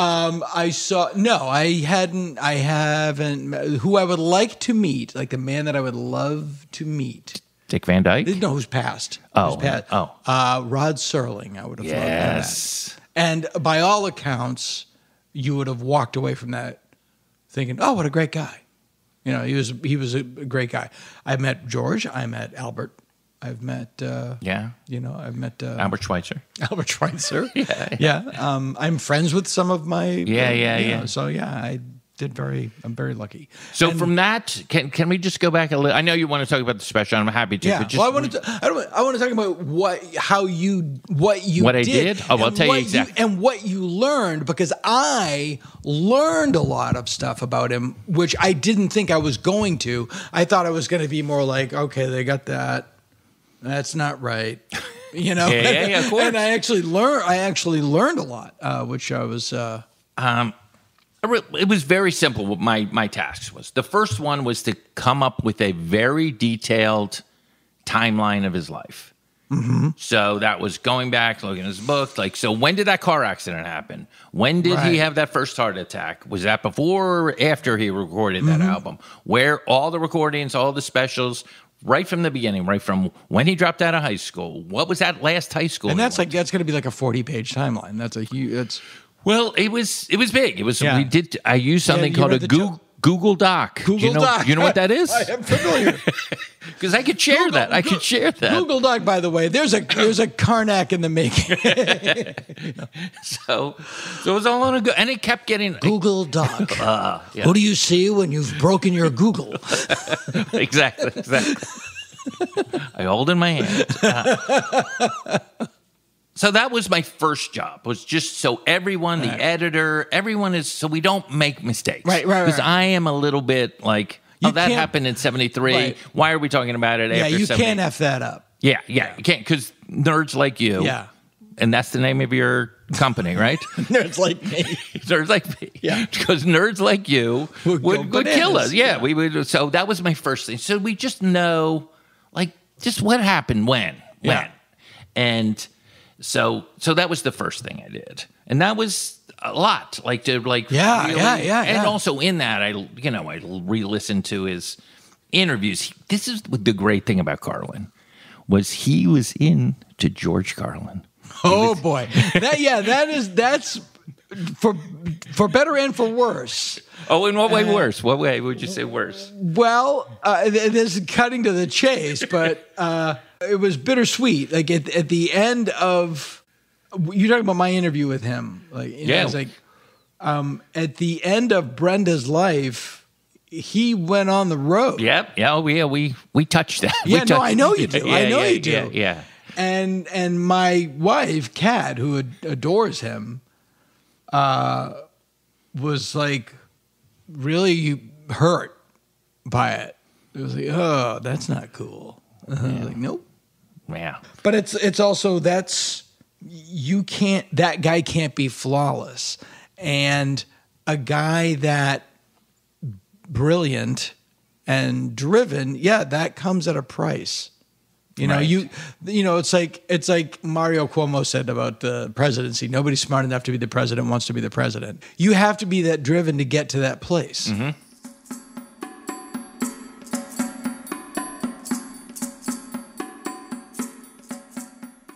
Well, he was certainly driven. Yeah. And he also, in looking back, I mean, there's so many things that are running around my head right now, but was, in a weird way, extremely lucky that he came along at the time he came along. Sure. Because he would talk about it often. Dirty Words, which in a way scuttled Lenny Bruce's career, or certainly marginalized him in a great way, made his career. Right. He put warning labels on his albums before you had to. Yes, it was a sales tool. Exactly. Yeah. Exactly. You know what's going on here. Yeah. So this is like, I'm going to be that guy. And then so he did all of that. Then, of course, so the big thing was, of course, HBO. Yeah. That he was able to do 14 HBO and sort of became the model for the modern stand-up who releases multiple specials. Yep. Right? Yes. Because that wasn't a thing when we were... Absolutely not. And he looks, in a way, somebody said, I think it was Woody Allen, an hour of stand-up is the creative equivalent of a novel. Right. You think it's more... Or here's the question for you. Do you think it's more creatively taxing than putting out a music album? I have no idea. Right. I think that's denser.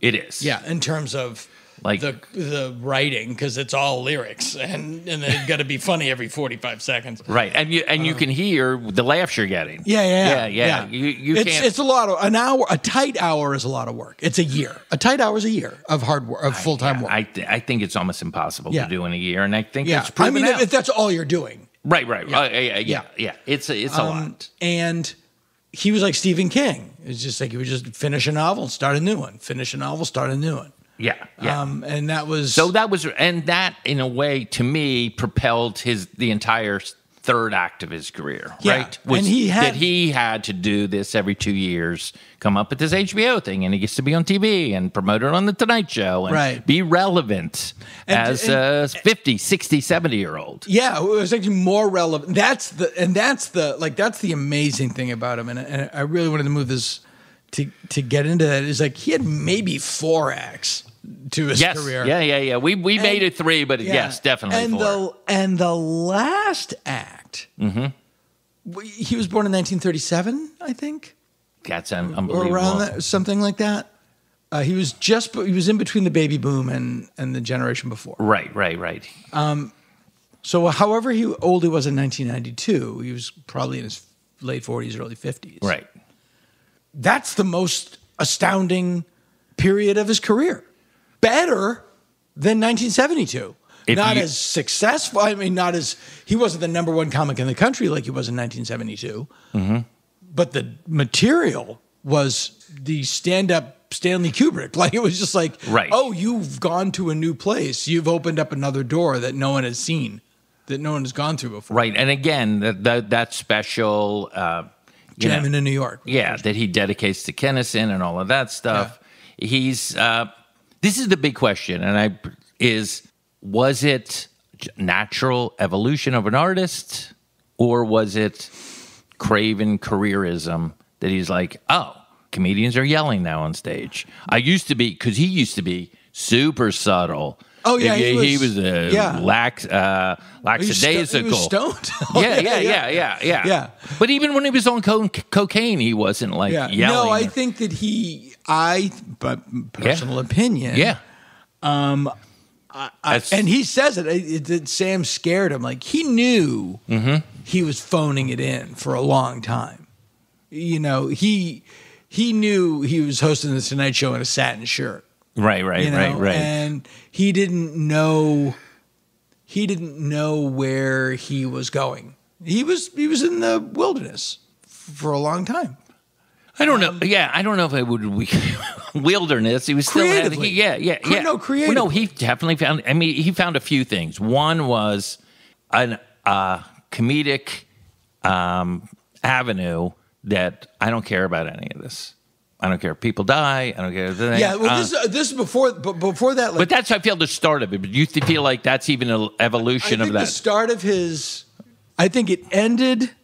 His sort of period ended with the 80s, and then there was this long fallow period between that and A Place for My Stuff, where he was just going on the Tonight Show and doing funny news stories, but he wasn't talking about anything. And also doing observational. There's one special where he does literally 15 minutes on driving. Cars and driving. So I always felt like, he kind of saw what Seinfeld was doing, and this is with the Brenner, what I call the Brenner. The Brenner, it was more Brenner. The Brenner stream of comedy. And that was something that he could do. Yep. He could write that in his sleep. Right. But it was really when he hit A Place for My Stuff was the first meta. Right. It got a little meta.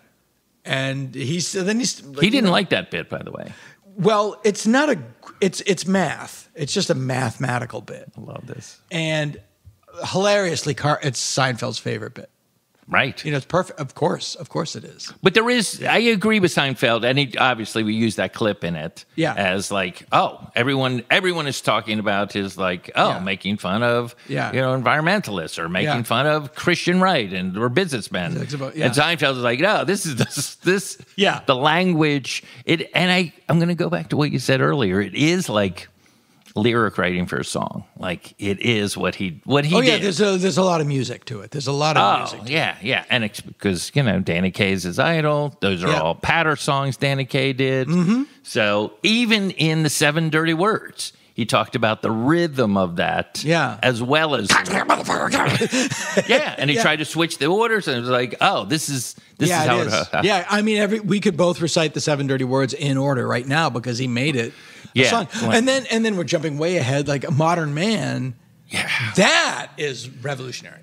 Like, nobody could do that. No one could. I couldn't memorize it. I don't even understand the facility to be able to memorize that list of words. Yeah, there has to be an alphabetical aspect to it or something. It is a. We're jumping all over the place, but here's what I think. In terms of, to go back to your question about Craven career move, I think that Sam Kinison scared him.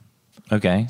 Because Sam was doing what he was doing in a different way. Mm-hmm. He was talking about hypocrisy. Real stuff.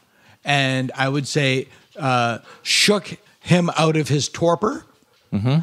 And then he started getting angry and yelling. I do think that the first one was "What Am I Doing in New Jersey?" I think. Yeah. And I think. And he has, if I'm not mistaken, Uncle Dirty drives him to that show. Oh, is it Uncle Dirty drives? I didn't know that. Yeah. But I think that he's definitely doing a little Sam. It started because he ran the Reagan stuff and all of that. Yeah, which he didn't really need to do. Right. but it was what got him through that door. I think that in that one special, we were talking about Ronald Reagan and his criminal gang. It was great stuff, Right. but he's definitely doing Sam. And a lot of comedians back then were doing Sam. If I may quote another comedian, Rich Scheidner, who's also a great comedy historian, he said that at that time, like when he hit, because Kennison's interesting because he's the first comedian to hit without The Tonight Show. That's true. Right. He did it through HBO and he did a little Letterman, but it was mainly what Rodney did with him. It was and the stuff. Rodney Dangerfield special. Yeah. So, and he said, and then once that happened, they're like, oh, suddenly the people are using fuck all the time. And he would say, like, suddenly I would hear fuck was suddenly in the Fruit Loops bit, the observation. That's amazing. It wasn't a great, like, okay. Yeah, fucking Fruit Loops. How come fucking hot dogs come in packages of fucking 6? Exactly. Well, that's that. I'm not going to mention any names, but that's the thing that drives me bananas. Really? Is the outrage of something that isn't outrageous. Oh yeah. Starbucks. My name. Why do they take? It's a coffee. It's just go someplace else. right. The elevate. That got like maybe a slight annoyance to like, oh, this is global warming. This is exactly. Got it.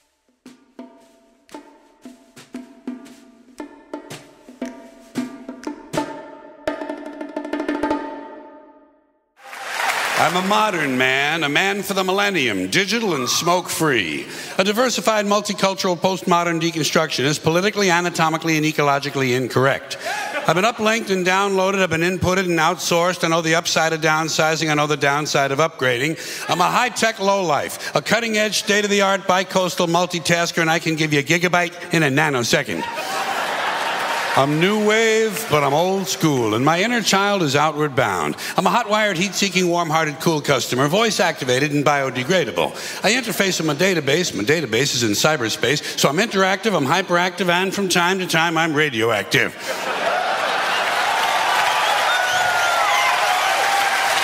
Behind the 8 ball, ahead of the curve, riding the wave, dodging the bullet, pushing the envelope. I'm on point, on task, on message, and off drugs. I got no need for coke and speed. I got no urge to binge and purge. I'm in the moment, on the edge, over the top, but under the radar. A high-concept, low-profile, medium-range ballistic missionary. A streetwise smart bomb. A Top Gun bottom feeder. I wear power ties, I tell power lies, I take power naps, I run victory laps. I'm a totally ongoing Bigfoot slam dunk rainmaker with a proactive outreach. A raging workaholic. A working rageaholic. Out of rehab and in denial.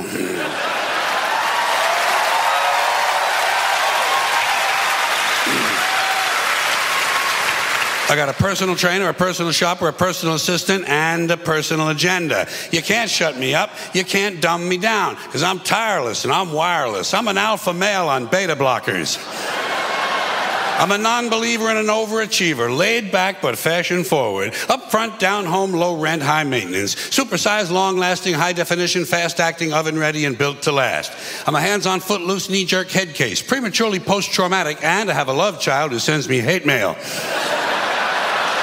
But I'm feeling, I'm caring, I'm healing, I'm sharing. A supportive, bonding, nurturing primary caregiver. My output is down, but my income is up. I take a short position on the long bond, and my revenue stream has its own cash flow. I read junk mail, I eat junk food, I buy junk bonds, I watch trash sports. I'm gender-specific, capital-intensive, user-friendly, and lactose-intolerant. I like rough sex. I like tough love. I use the F word in my email, and the software on my hard drive is hardcore, no soft porn. I bought a microwave at a mini mall. I bought a minivan at a mega store. I eat fast food in the slow lane. I'm toll-free, bite-sized, ready to wear, and I come in all sizes. A fully equipped, factory-authorized, hospital-tested, clinically proven, scientifically formulated medical miracle. I've been pre-washed, pre-cooked, preheated, pre-screened, pre-approved, pre-packaged, post-dated, freeze-dried, double-wrapped, vacuum-packed, and I have an unlimited broadband capacity.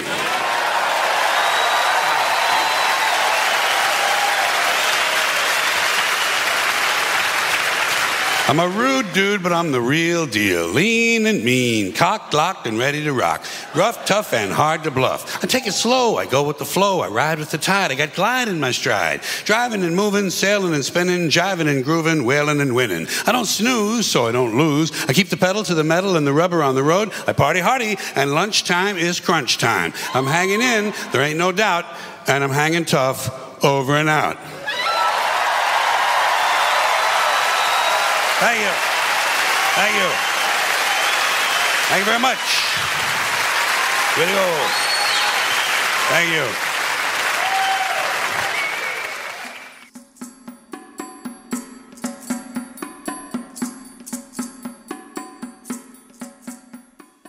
So maybe when he typed out the Modern Man, like maybe he just had a way of, because he was He wrote that like a song, for sure. Yeah. And I saw, and he could do it. He could do it on demand.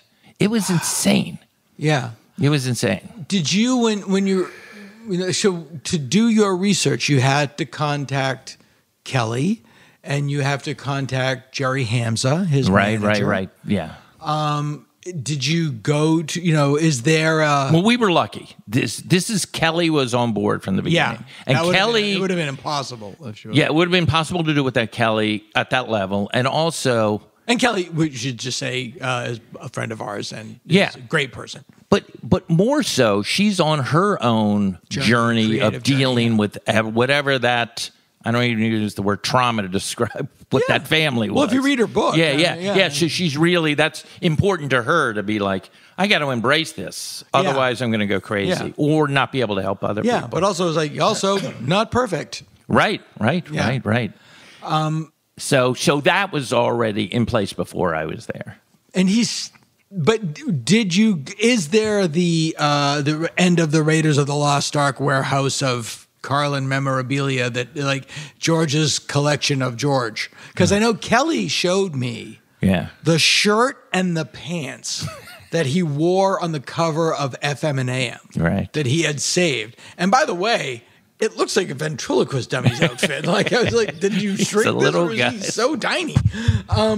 But like, did you comb through boxes of stuff? I mean, like, well, she had donated a bunch of stuff to the Comedy Center in Jamestown, New York. So that all got digitized and sent to us. The what?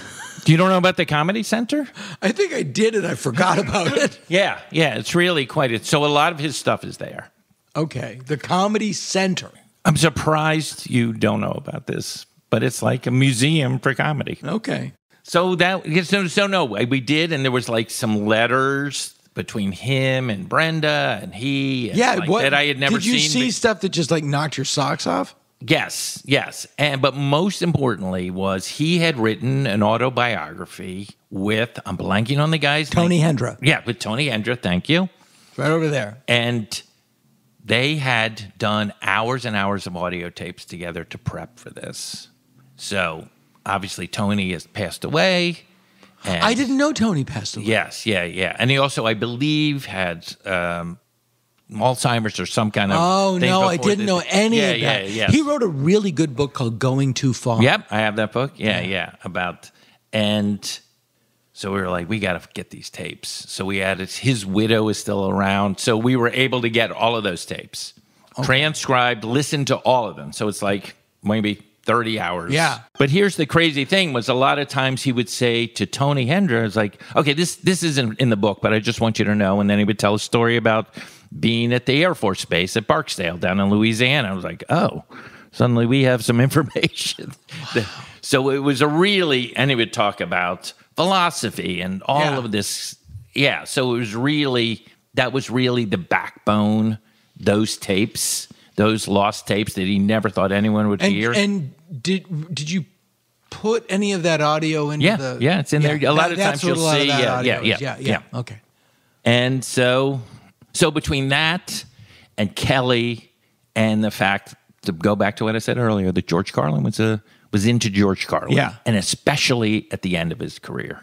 He did incredible long-form interviews, one with the Television Academy that's so detailed about, and then he did another one with the Museum of Radio, Museum of Television and Radio. And they were really detailed. And apparently, even after he would do the interviews, he would call the person up and go, wait, I got that wrong about going to Chicago before I did Acid for the first time. I was at the thing at the Copacabana. Like, he was really into his chronology. And this is between you and I. Again, it might be on there. There's this great interview with him that he does because there's a reunion of the radio station he was in. I believe it's the Dallas one. It might have been the Louisiana one. He can't go. So he makes a video for all the guys, and he knows all their names, everything he did, all, you know, what it was like having the show, doing the afternoon, you know, that hour. And it's just, he's so detailed. It's just amazing he's a 9th grade dropout. Like, he's an autodidact, which is... what does that actually mean? Self-educated. Oh, yeah. But he also... By the way, I didn't know what it meant, but in the documentary, Robert Klein calls him an autodidact. Oh. And after the documentary, I looked it up and found out what it meant. Perfect. I didn't know what it meant either. But another interesting thing, he talks about one of the things that his mother would do that would drive him crazy, because also 9th grade dropout didn't have a father. Right. But his mother is overwhelmingly strong influence in his life. Right. He never really did a lot of bits about her. But... I mean, just mean to interrupt, never really did any autobiographical bits. Yeah. Like that. And that thing that bothered Kelly a little bit. A lot. Well, and I also think I mean... What does that mean to you? Well, to me, it's weird because that's the main tank. Like Richard Pryor, it's just like you just talk about, and that's what, and speaking for myself, I learned how to do it when we were doing the alt shows. Mm-hmm. It's like, I realized and I think the thing really opened, because I wanted to be George Carlin, you know, I wanted to be him. And so I was writing like him. And then I got Comedy -1 and the Richie Havens story. Yeah. And I'm like, oh, he's just telling a story about something that happened to him. Right. You can do comedy like that? And there was Pryor was doing it all the time. But then it was like, oh, well, this is easy. Right, but I can say that in Carlin's, there was a little period. Occupation Fool has a lot of autobiographical stuff, and Class Clown has some stuff, right? About, but he never talked about the preacher. He talked about like his marriage, and like just didn't do it. And I think it's limiting. It's interesting. I think it was creatively limiting, but maybe he didn't know how to do it emotionally. You know, it's really curious. Yeah, it's really, because there's even a clip that I wanted in the doc that never made it with him on the Tonight Show doing Dangerfield-esque panel, which is just jokes. Right. Okay. But he's doing jokes about his stupid son. That he does, there is no son. He doesn't have a son. Oh, yeah. His son D'Artagnan. Whatever, yeah. So it was like, and I'm sure Kelly's there. I'm like, you know, I'm an actual person in your life. Yeah, that's, and just him, it was just an exercise in joke writing. Which he could do with his eyes closed. It was an exercise in joke writing. But he never, I mean, that was the thing, is that he never gave you the chest convulsive laugh that like Pryor would give you, like with just a purely like a thing that you related to so much. It was so human. With George, it was an intellectual explosion. Oh, interesting. You know, like right. You know, it's the whole. You know, I could talk for hours, but the stuff that Richard Pryor describing his heart attack is, to me, the finest example of stand-up comedy. It's like it's theater and it's stand-up and it's self-revelatory. It's brilliant.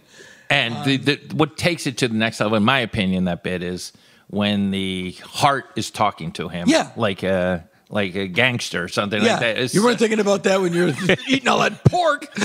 I mean, it's just incredible. Yeah. Was you trying to talk to God? No, I was. right. He was a lying motherfucker. Yeah, like a street dog. Oh, my God. Was you trying to talk to God? No. and that he's flat on his back while he's doing That's it. amazing, yeah. And Carlin never did that. Right. He never went there. But Pryor never wrote The Planet Is Fine.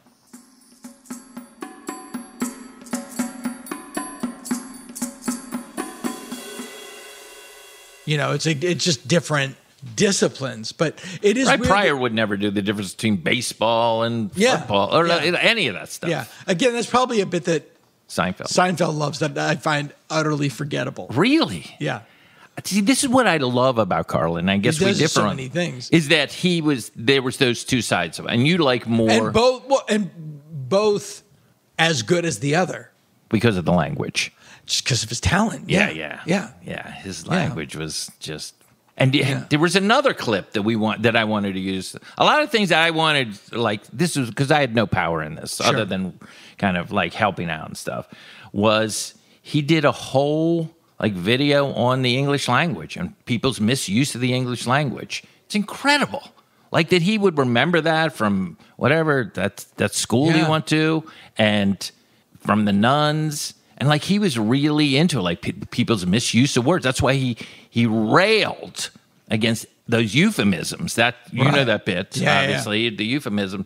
But even as far as to me, it was a natural extension because he's the one who did the whole N-word bit. Right. We can't even say that word on this podcast. But he was like, okay, it's not the word; it's the intent behind the no, it's the word. Maybe it might be the word. It might be the. Todd Glass's bit. This is when George was still alive. He goes, George Carlin, I'm not getting on the plane. I'm getting in the plane. And he just goes, you know what he meant.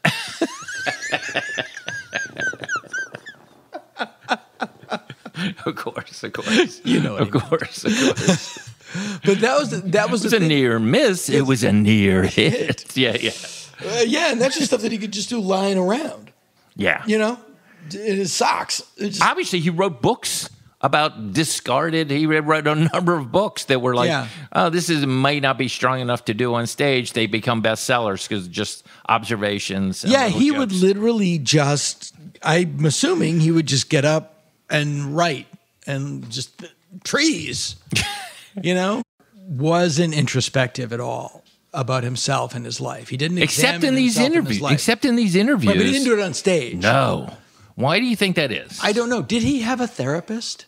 Did he ever go to therapy? That's a good question. I don't think so. I don't know. I don't think so. I don't think so. He seems like somebody that would have intellectualized therapy. Right. In a way that's probably to his detriment. Yeah, I don't think so because I think Kelly would have talked about that or something. Yeah. Not that I know of. Not that I know of. Well, he was. He obviously was medicating himself for decades. And here's the other thing that was so he complained in an interview. Yeah. That the thing that his mother did that drove him crazy was that she made lists. His entire career's lists. I know. He talks about it. In that Larry Wilde. Do you know that interview? No. That's the guy who wrote The Great Comedians Talk About Comedy. But I think he did one with George Carlin. Yeah, I have. Okay, I have it. There's an audio. It's on audio. I have the audio, yeah. And he talks about it. He goes, a lot of my stuff is lists. I mean, obviously, Modern Man is the ultimate version of that. Yeah. But he just had the ability. But that's also a rap. Yeah, I mean, Modern Man really is just a rap without music. I still can't imagine. I mean, it might go on 5 minutes, right? Yeah. It was a whole monologue. Now, let me ask you this, because obviously, he's foundational for you wanting to become a comedian. Yes, 100%. And when he started doing this third or fourth stage of his career, where he's kind of ranting. Yeah, I loved it. Were you like, oh my, I can't believe that this guy gets to be this guy, and I was the one who saw his talent and wanted to be like him so early on. Well, yeah, but I loved him when he was angry, and I loved him when he talked about stuff. Like my favorite early bit. Let me hear. Was just because of the beauty of it was Muhammad Ali. Mm-hmm. Beautiful. And when he got back there, it was that was the stuff that I really enjoyed. Pointing out hypocrisy and things like that's the stuff that I really think he was that's better at. And that's also the period where he did the song, the America the Beautiful song. Mm-hmm. Yeah. But because in the late 70s, early 80s, he went out with the decade. He went out of style. But this is the second time he's gone out of style. Well, I'm talking about from the 70s to the 80s. Yeah. Oh, I see. Like, they used to make fun of him on SCTV. Right, we showed that clip. Yeah, I know. And that was one of those things that I remembered and then couldn't find it and was wondering if I had made it up. Modern Relationship. It's like they did a parody of Albert Brooks with George Carlin. Again, is anybody outside of me watching this? And he really took it on the chin, Why is there no blue food? Yeah. Weird. Brutal. And to see him come out of that and be really super relevant again. Well, because in my opinion, this is just one guy's opinion, I think at his heart, he's like a street punk. He's like a juvenile delinquent. Yeah, he hates authority. Yeah. So he's like, you don't like this bit? I will show you how to, Yeah. Because he used to steal as a kid and do all, it was, and I also think that a lot of that, he was, for a large part of his career, he was a drug addict. And, when you're a drug addict, your first order of business is the care and feeding of your drug addiction. And everything else comes second. Your work, your family, your husband, your husband duties, your family duties. I'm like that, but with peanut butter. Are you the smooth? Oh, no. Oh, really? Oh, I like the gravel. Oh. But it's like, so, that's a good point. And I don't know if sobriety came with that second burst that third burst of creativity and a new outlook. But I will tell you that it probably lessened his desire to medicate, finding his muse and locking into something. And I don't know. Well, I mean, even at the end, I don't know if you remember the Vicodin. Oh, yeah, Vicodin and wine. Yeah. So I feel like that was a version of what he had been doing. That's my opinion. I don't do drugs. Yeah, no, I think I don't either. I mean, he definitely self-medicated all of his life. Right. And until close to the very end when he was sober. Right. And we do have a phone message that never made it because Sally had given over her phone messages. This is the second wife. And did they get married? Not officially, but they were partners. And there was one where he was like, well, I'm now really going to be sober and find out really who I am and what this is. So for the first. So this is, he started smoking pot when he was 13 or something. Yeah. So it's, I just can't believe he was that prolific with the drugs. It always makes me seem like, oh, there's something to drugs that's helping him, obviously, right? Yeah. Well, I'm sure that, he would say that he would write sober and then take a couple of hits of a joint and go back in with a different perspective. I'm sure drugs help your creativity in finite amounts. It's like, it's knowing when to not. And I don't know if cocaine has helped anybody do anything outside of stay up. No, do you remember where you were when you heard he was died? Yeah. What was that? I was I was writing something and I had the TV on mute and it just said George Carlin, 1937 and 2008. Yeah. I was like, fuck. Yeah, it was just June 22nd, so it's just a couple of weeks ago. Yeah, it was 2008, I believe. Yes. Oh, of course. Yeah. And it was a shock. It was a real shock. It was because he wasn't hadn't a long illness and somebody I know said they saw him not too long before that, and they just said he was like he'd shrunk. Yeah. And he looks puffy on the last special. Oh, no question. I don't know if he's on heart medication or something. If he's on steroids or something because he looks puffy. But also that last special, It's Bad For You, one of his best. Yes, I agree with you. He's 72, I think. Right, 71, I think. 71. Yeah. And it's fucking amazing. Yeah. It's amazing.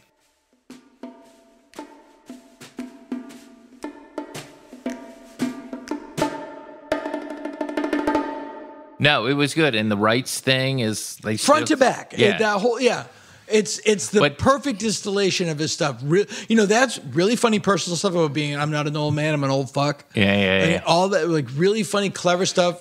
Grandparents in hell. Yeah. Cooking pies without an oven.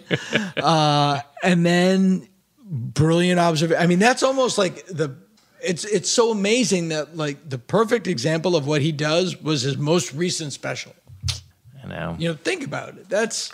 I know. Kelly talked about going to see him tape this. I think it was the special before. When did you do Modern Man? That's not that. It's the special before, right? The special before, if it's the one I'm thinking of. Yeah. Is that Life Is Worth Losing? Is that the one with the graveyards? That's crazy. I think Modern Man is in that one. Yeah. But that special, that is not a stand-up comedy special. What is that? That is a man talking his way out of a depression. Wow. That is a man processing a clinical depression caused by the death of his wife that he can't access. And that special is about unresolved anger and unresolved anger, unrelenting grief, and inaccessible self-analysis. It's fascinating. I do not qualify it as a stand-up special. It is really. So you've watched it numerous times. Oh, I'm fascinated by that one. Of course. Fascinated by that one. But not like I don't enjoy it. Like I'm fascinated by it. Like how did that they put this on? Because there's not a lot of laughs in it. Mm-hmm. He's beating the shit out of that audience. Right. Talking about Aztec tortures. Uh-huh. There's nothing funny in that. It's like there's nothing funny in it, in that bit about the way Aztecs would kill people, and just talking about the savagery of humanity on a graveyard set during the winter at night. Like it's all very. He's depressed. He's clinically depressed. That's wild. And then he comes out of it with the new one, with the new girlfriend or what? Yeah. He stages of grief. But I know that Kelly at one point saw him from the back during that period before he's getting ready to go on stage. This didn't make the special, and she talked about it. She's like, "Why is there an old man in my dad's dressing room?" Like, didn't even recognize him from the back. Really? Yeah. I was like, "Who's this? Who's this? Jerry, can you get this guy?" And like, oh, and then. That's somebody said they sort of then like you'd shrunk. Yeah. No, wait, first of all, it's a medical miracle he lived as long as he did. Yes, considering he knew his dad died of a heart attack and continued to do the most cocaine of any and comic. Smoked and smoked for years. Yeah, so it's incredible. Yeah. That is cocaine like kill. That's a heart. That really hurts your heart. I'm assuming, it can't be good for your heart. No doctor has ever said, "I'm worried you're not doing enough cocaine." I've told the story. Yeah. We just went to visit my wife's family in Sweden, and we went to Midsummer. Oh, we went. Yeah, no one was murdered. Did anyone fall off? Yeah, nope. But she said, I don't do anything. Right. Occasionally I will have a beer if I'm eating something that it goes well with, like fish and chips or something. Which is surprising because you were doing stand-up during when people were paid in drugs. Yes, I've been offered to be paid in drugs. But no, because of my upbringing, and I just never right. did. But my wife said, I really want you to do MDMA, and we'll go to a Midsummer festival. I was like, nah, I'll be fine. She goes, I think it'd be really amazing. I was like, that's okay. And I was like, I have the only wife on earth that's like, honey, you don't do enough drugs. You really need to do more. Need to step you really up a need little. to do more drugs. That's funny. But was there? So we're getting to that point. Like, were there? I mean, is that what you? What do you think when you see that Special Life is Worth Losing? It's fascinating to me. Again, Dana, It's this so is just dark. the difference between So you and dark. I. You and I, and like I saw it once and could barely get through it. Oh, but that's what I was looking for. Like, Yeah. It's not a stand-up And special. I never revisited it. Yeah, it's not a stand-up special. It's Right. something But else. also, I think I'm going to differ with you. I'm like the end of his career. I didn't mind the dark stuff. I just thought it was not there. His nihilism is boring To me. and me. Oh, it was. Oh yeah, Because I know, believe it or not, that's the stuff that's most shared online is like his rants about certain things. Well, I think his rant. Here's the weird.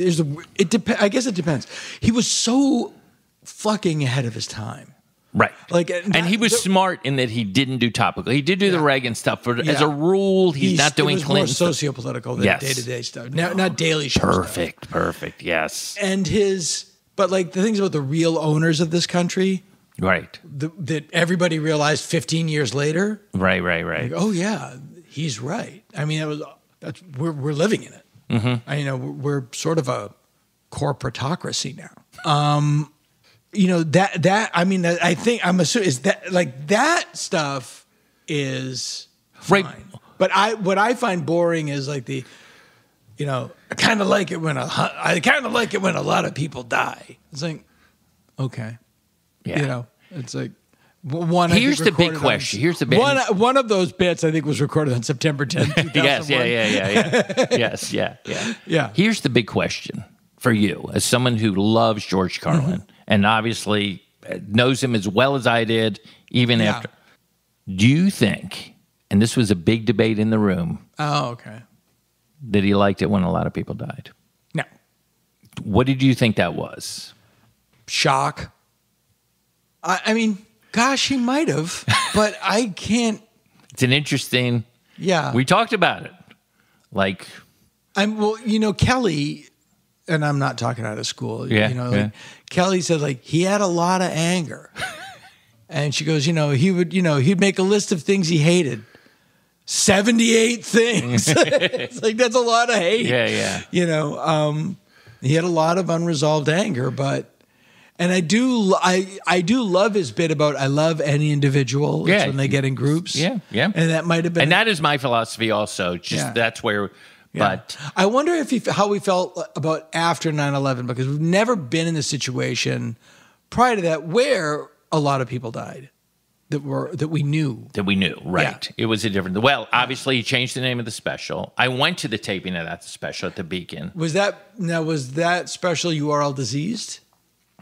God, what is the name of that special? No, it is not You're All Diseased. It's there's another name for it. There's Jamming in New York, Back in Town, You Are All Diseased, Complaints and Grievances. I think it's Complaints and Grievances. Okay, yeah. And then but he does it at the Beacon Theater, and he's wearing the fireman's hat. He came out with the FD, whatever, NYFD or whatever, and they talked a little about it at the beginning of the special, but I never knew, and it was only after he passed away that they released that audio recording of I Like It When a Lot of People Die. Yeah. And what that special, I mean, that special was good to go. And then he had to rewrite it over 6 months to put in this new stuff, these complaints and grievances. Right. Yeah, it's really interesting. Oh, so it was really they were going to record that very soon, and then Oh, yeah. And then 9/11 happened, and they went, "Well, we're not going to Wait a do minute. that." Hold on. Well, imagine if that came out September 10th. It was like, what do you call it? The First Family? What was it? Von Meter. Von Meter, yeah. Lenny Bruce. Oh, Yeah. poor Von Meter. It would have been. I think it would have been, actually. Yeah, that would have snuffed it. Yeah, because we showed the clip of him on Larry King saying, my next special is called I Like It When a Lot of People Die. So this is before 9/11. So he's prepping that special. Yeah. And if I was doing a movie of his life, I might do that period.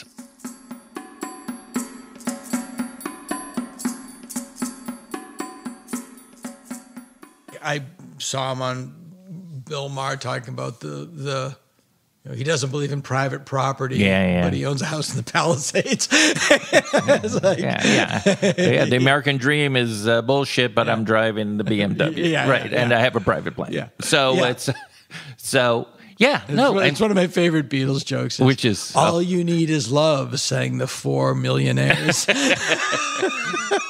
Very good. Very good. Of course. And he did do... Imagine No Possessions was written in a mansion. The mansion. Yeah. Almost the mansion. Yeah. And produced by Phil Spector. Oh, my God. That guy. Speaking of music, this weekend I'm going to the Dork Music Show. What's the Dork Music Show? I'm calling it that. It's They Might Be Giants opening for the Sparks. Oh, my God. Where's that? It's called the Hollywood Bowl. Is that where they're at the Hollywood Bowl? Sunday. I just watched the Sparks documentary. Yeah, that was fantastic. Yeah, that is a good doc. That's the first movie I saw in a theater during the pandemic. I was like, gosh. Yeah. So maybe I'll see you there. I think there's tickets. We saw The Cure at the Bowl. Oh, so you like that? Okay. And our beach ball made it onto the stage, and Robert Smith kicked it. Sounds like something a teenager would say. Yeah, I was so excited. That's our beach ball. You realize you're a grown man with adult children. Yeah, well, sure. Yeah, but I loved it. Yeah. What I really wanted to see was the Straight Jackets opening for Elvis Costello, but it wasn't in Oh, right. Yeah, because this is your kind of thing, right? Oh, yeah, no, I love that. That kind of music. Yeah. So we're the similar age. Yeah, but I'm actually older than you, and I'm way more into like Zeppelin. Like I'm into not smart, not super sophisticated lyrics. But how are you? How are you into Sparks? I'm a +1. Oh, I see. But they've got some great stuff. Angst in My Pants is a great song. No, they're interesting. And I always thought they were some Euro band, and I find out they're from Culver City, right? Yeah, they are. They're from around here. It's so. Anyway, that's the sidebar. But no, it was just a thrill to be working on it, beginning, middle, and end. There was never a day where I was like, oh, I got to find out about what happened. I loved all of it. I'm fascinated by him. Fascinated by his mind. Yep. And have you ever seen his press club? The National Press Club in Washington, D.C. He did part of it. I've seen part of it. It's all stuff. It's not on any album. It's just about political doublespeak. He's obviously bipartisan in it. He's just above it. Just incredible. Yeah. Incredible. No, what I find interesting, what I love is when he's on Playboy After Dark. Oh. Right in the middle of it. Yeah. When I don't even know if he has a beard yet, but his sideburns are becoming a beard. It's literally like Lon Chaney Jr. halfway through the Wolfman. That's amazing. There was a number of them. It was like suddenly he's not wearing the tie. Suddenly he's wearing whatever that ascot thing that guys would wear, and then the neckerchief thing. Yeah. And then his hair. Yeah, it was. And then cut to, he's in a T-shirt. I would also like to have seen him at the Copacabana. That's really the end of his nightclub career. Yeah. And he's opening for Good Morning Starshine, whatever that guy's name is. Oh, I know the song. And he's trying to get fired the whole time. It's amazing. Well, Allison Martino. Does the Vintage LA on Instagram? Yeah. Oh, okay. Yes. Okay. I do. Her dad is Al Martino, the singer. Yes. Yeah. Johnny Fontaine from The Godfather. Yeah. When Carlin got fired from the Frontier Hotel. The Frontier. Yes. That he talks about in FM and AM. Yes. Oh shit! I crapped. Yeah. He was opening for Al Martino. Allison has the handbill for that show. Oh wow. In her house. And she said her dad didn't know what was going on. He didn't know what happened. But he was he loved George, he loved comedians. Buddy Hackett was in our house all the time. He didn't care. He's making a lot of money in Vegas. Yeah, he'd take his house out escrow when he quit. Yeah. But Carlin, obviously Pryor has a similar story of. Yeah. But when I was working on the Pryor article, I found out he quits, he sees Dean Martin, what the fuck am I doing here, all of that. Yeah. moves to Berkeley. But 8 months later, he was back in Vegas. Well, that was Pryor. So What? he was so contrary. He was so And then on the Partridge Family, he was always he always had his foot in mainstream show. Even Well, in Blazing Saddles, I'll tell you a really good story. In Blazing Saddles, he wrote Mongo Just Pawn and Game of Life. He didn't write a lot of the stuff that you think he wrote. Oh, right. He wrote a lot of the Mongo stuff. Right. It's fun. That's almost like a funny idea that he was just like a front because maybe all those other Jewish guys are writing all the N-word stuff. I think that might be. I did Pryor. He's hilarious. But I will tell you a story. I don't think I'm talking out of school. Mel Brooks told me this story. Yeah. Richard Pryor was supposed to play the sheriff. Right. And Warner Brothers wouldn't bankroll it because you couldn't insure him. Because of the drug stuff. Yeah. So Mel walked off the movie. Said, forget it. I'm not going to do it. And it was Richard Pryor that said, no, you have to do this movie. And I know the guy you need to hire. This guy, Cleavon Little. And Mel goes, why do you think he would be good? And I'll clean this up from what Richard Pryor said to Mel. But he said, look how dark he is. I could be Cuban. He would scare the shit out of those people. And it was Pryor that made him go back, and it was because of skin tone that Cleavon Little was much darker skin tone than Pryor was. This is the greatest thing I've ever heard. This is crazy. I've never heard this story. Yeah, no, Mel told me this story. So Pryor knew comedically if you had somebody that was like, whoa, this is Africa dark. Yeah. Because he said, according to Mel, he said, I could be Cuban. And there is some truth to that. There is some oh, wow. Yeah, I know. Crazy. Is it crazy? And it speaks so well of Mel that they said no to Richard Pryor and no to the movie. That was quite a year for him, That he had a good year, 1974-5. It was a good year for that. It was a good year.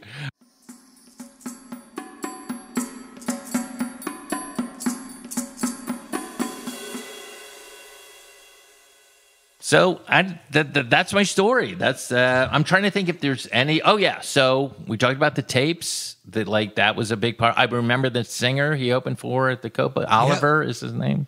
Oh, okay. Well, Oliver.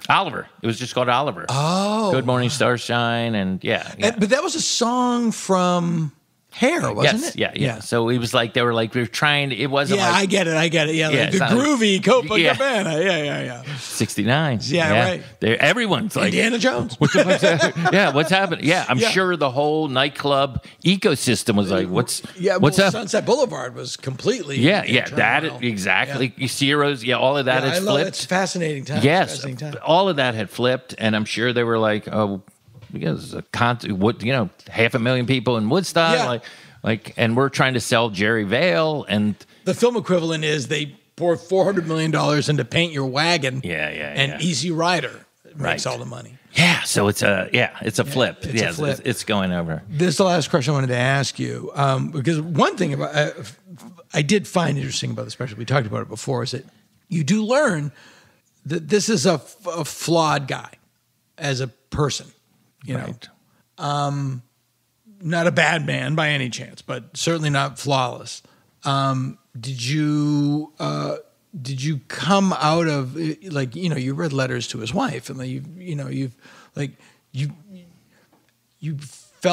sure you felt you knew him more than you did before you started. No question, especially listening to those tapes, which were not meant for anybody but Tony Andra. Yeah. Did you like him more or less? Great question. I think I respected him more for just the paper after paper of written material. The writing was Stephen King is a great comparison. Yeah, just a machine. Yeah, just a machine. Yeah. So that respect for that for the whole thing. No, because I thought he was there was a hypocrisy about him. Oh, I agree completely. And yeah. that kind of like... And that's also something that we know... Myself included. I'm a hypocrite. Of course. Yeah. And we know that also because we are grown-ups. So that was even more so when I kind of looked at what he was doing. You know, he's playing Vegas right to the end. His last show's in Vegas. For all the talk about, I hate America, the middle class business, he was still in Vegas doing his thing. And... creating his next special. So it was both. His last show in his life was in Vegas? Yes, That's sir. sad. For him. Not sad, like pathetic, he's a dummy. Like, that's... I believe it was at the Orleans. It's not even like it. Yeah, it was off the Strip. Well, he used to... I know this. He used to... Is this in the special, or did he tell me this? Classic Dana, passive aggressive. Was this something he said over when we were having lunch? Did he used to look out the window and count the cabs? Oh, yeah. Because a cab was somebody coming to see him. Right. Otherwise, it's just people wandering off the Strip. Yeah. He wanted his fans there. Yeah. He was not there to convert people. Like, hey, this might be a fun thing to do in Vegas. And on that CD, where he includes, I kind of like it when a lot of people die. Right. There's a bonus for something. Right. It's him going after a heckler in Vegas, and it is like an acid bath. It's not good. It's just like, oh yeah, you're angry. I wonder how he would have reacted to, like the Rogan of it all. Yeah, I know. I don't think he would have reacted the way liberals wanted him to react. Yeah. Probably not. I think it would have been a shrug. I don't know. That's the one thing everyone asks me about. I'm like, I will not get into the game of pretending to know how he would react. Well, my sister is somebody that sends around a lot of right-wing bullshit that's attributed to him. Yeah. That I have to go like, he never said that. He never said that. But he did say some stuff that's obviously that conservatives can latch onto. Sure, but no, so it's like, I trust my gun more than American. No, he never said that. He never said that. But he did say that political correctness is America's newest form of intolerance. Yeah. And what's especially pernicious about it, and I love the word pernicious, this is him, right? Yeah. That's your guy, is that it comes under the guise of tolerance. Well, that is well observed. It's well observed. And yeah. I have no idea. I think he would have gone bananas at the misappropriation of the word woke as a catch-all for things that I don't like. Right. I stubbed my toe. This furniture is woke. This woke snowflake. My engine is woke. It won't start. Yeah, it's like... I don't know. I love that I was alive when he was doing it. Yeah, I get to see him a dozen times. Yeah, and I mean, obviously you were friends with him. So. No, I wasn't friends with him. But friendly. He knew you. He knew your name, right? Yeah, and I spoke to him a couple times. Yeah. Was it how was it out of your? Were you just the whole time like I'm talking to George Carlin? 100%. Yeah, never anything other than we were both in the Aristocrats. Yes, press things. Yeah, and I had spoken to him when I was just starting out because I was on a special called Campus Comedy that came out in 1982. Mm-hmm. That Brenda was one of the producers of, or somebody was friends with Brenda, and I ended up writing a letter to his company. I wrote a letter to him when his company was called Cable Stuff. Wow. And I was like, I'm just starting out. I inadvertently got onto this HBO special right out of the gate. But I just want to say you're such a huge influence on me. I really appreciate it. Blah, blah, blah. I was living on Cape Cod. It was summer 1983. So this is before the San Francisco years. Oh, this is... Yeah, 83. First, I've been doing comedy a year. That annoys me a little bit, but keep going. I had a day job. It was summer. Yeah. I came home from my day job. My dad goes, George Carlin called you. I called him back, and we just chatted. Oh, my God. Yeah, that was weird. And he was just... And then I met him years later, like backstage at a show, and I said, you don't remember this, but Yeah. And he was like, "You're right, I don't remember it." It was very funny. He did not like in a shitty way, like in a very funny way. No, he was. I mean, he as you know. But did you have you met him? Ever? I've only met him once in an airport, once backstage at Universal. Yeah, he was as nice a man as he was funny. Yeah. He was as nice a man, and that really counts. Like and like I've seen comedians be rude to fans. Right. Yeah, and he was the opposite. Like he knew, like no, this guy's my boss. No, he was. I think he really he just hated groups. Mm-hmm. I think, the feminism thing he did, like it doesn't matter what the group is. And anyone with the hat. But I'm just so happy that he was a Carlin file and really helped with this documentary. It wasn't like, I don't know where anything, like he has all those old videos. I mean, from the Tonight Show when he, Jack Paul, when he did the Jack Parr thing. And boy, would just ramble. But and it's also really cool of Carson that Carson stuck with him when he was getting pressure to not stick with him. Yeah. Do you think that's because Carson was every bit the anti-authoritarian that Carlin was? Really? Because I just read a book, but I just read Henry Bushkin's book. Yeah, I know that one. I love that. Of course you did. Yeah. You and 4 other people. But, with Carson, it was was their mothers. Right. And I don't know if they ever talked about it, but they had that. That's perfect. They had that thing. And, when Carlin grew the hair and the beard, and NBC is like, we're not into this. He was like, fuck you. Yeah. I think it was more that they told him they weren't into it. That he was like, oh, really? Well, he's on tomorrow.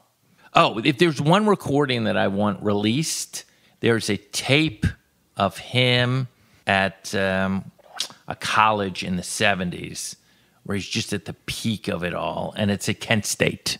Wow. Live recording, George Carlin, Kent State. And it's one of the best things I've ever heard. Can you get it?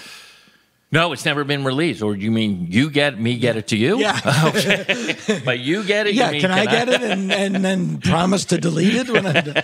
Yeah, I'll see what I can do. I see if I can, because I didn't like steal any of this stuff. Yeah, I know. It's tempting too. It's tempting. Yeah.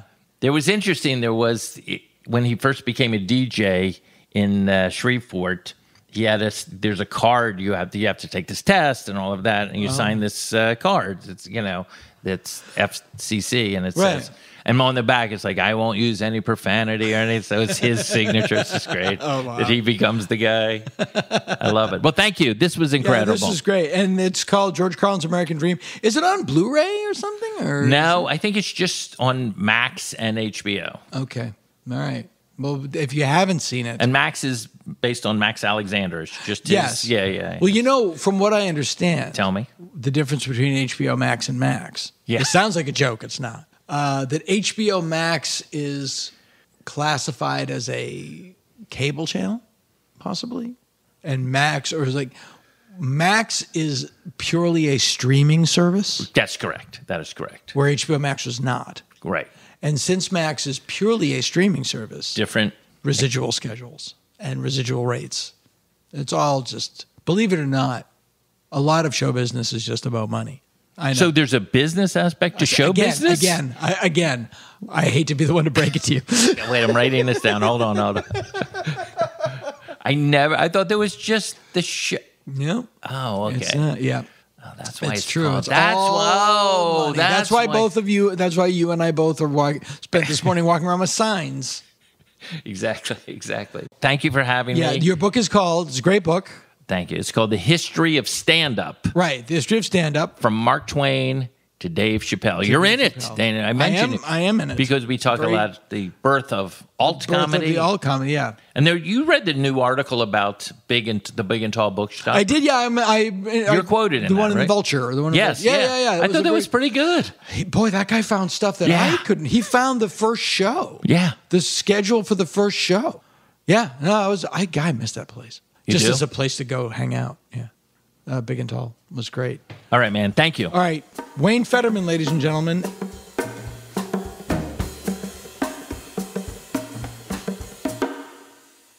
Other podcasts reach for the sky. Dana Gould Hour. We barely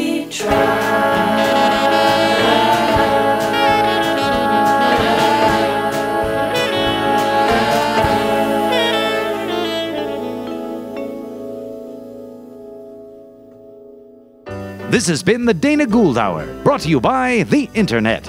Music by Andy Paley, with Jake Posner behind the board. Produced by Jeff Fox. Graphic design and web production by Spencer Hunt and Segan Friend. Sound editing and post-production by Jalinda Palmer and Joe Napolitano. Hey, if you like the show, why don't you drop us a line at show@danagould.com. Tom Kenny speaking. I'm a DJ, I'm a person, I'm a singer, I'm a love to sing and DJ. Boom! Peace out. You want me? Peace out.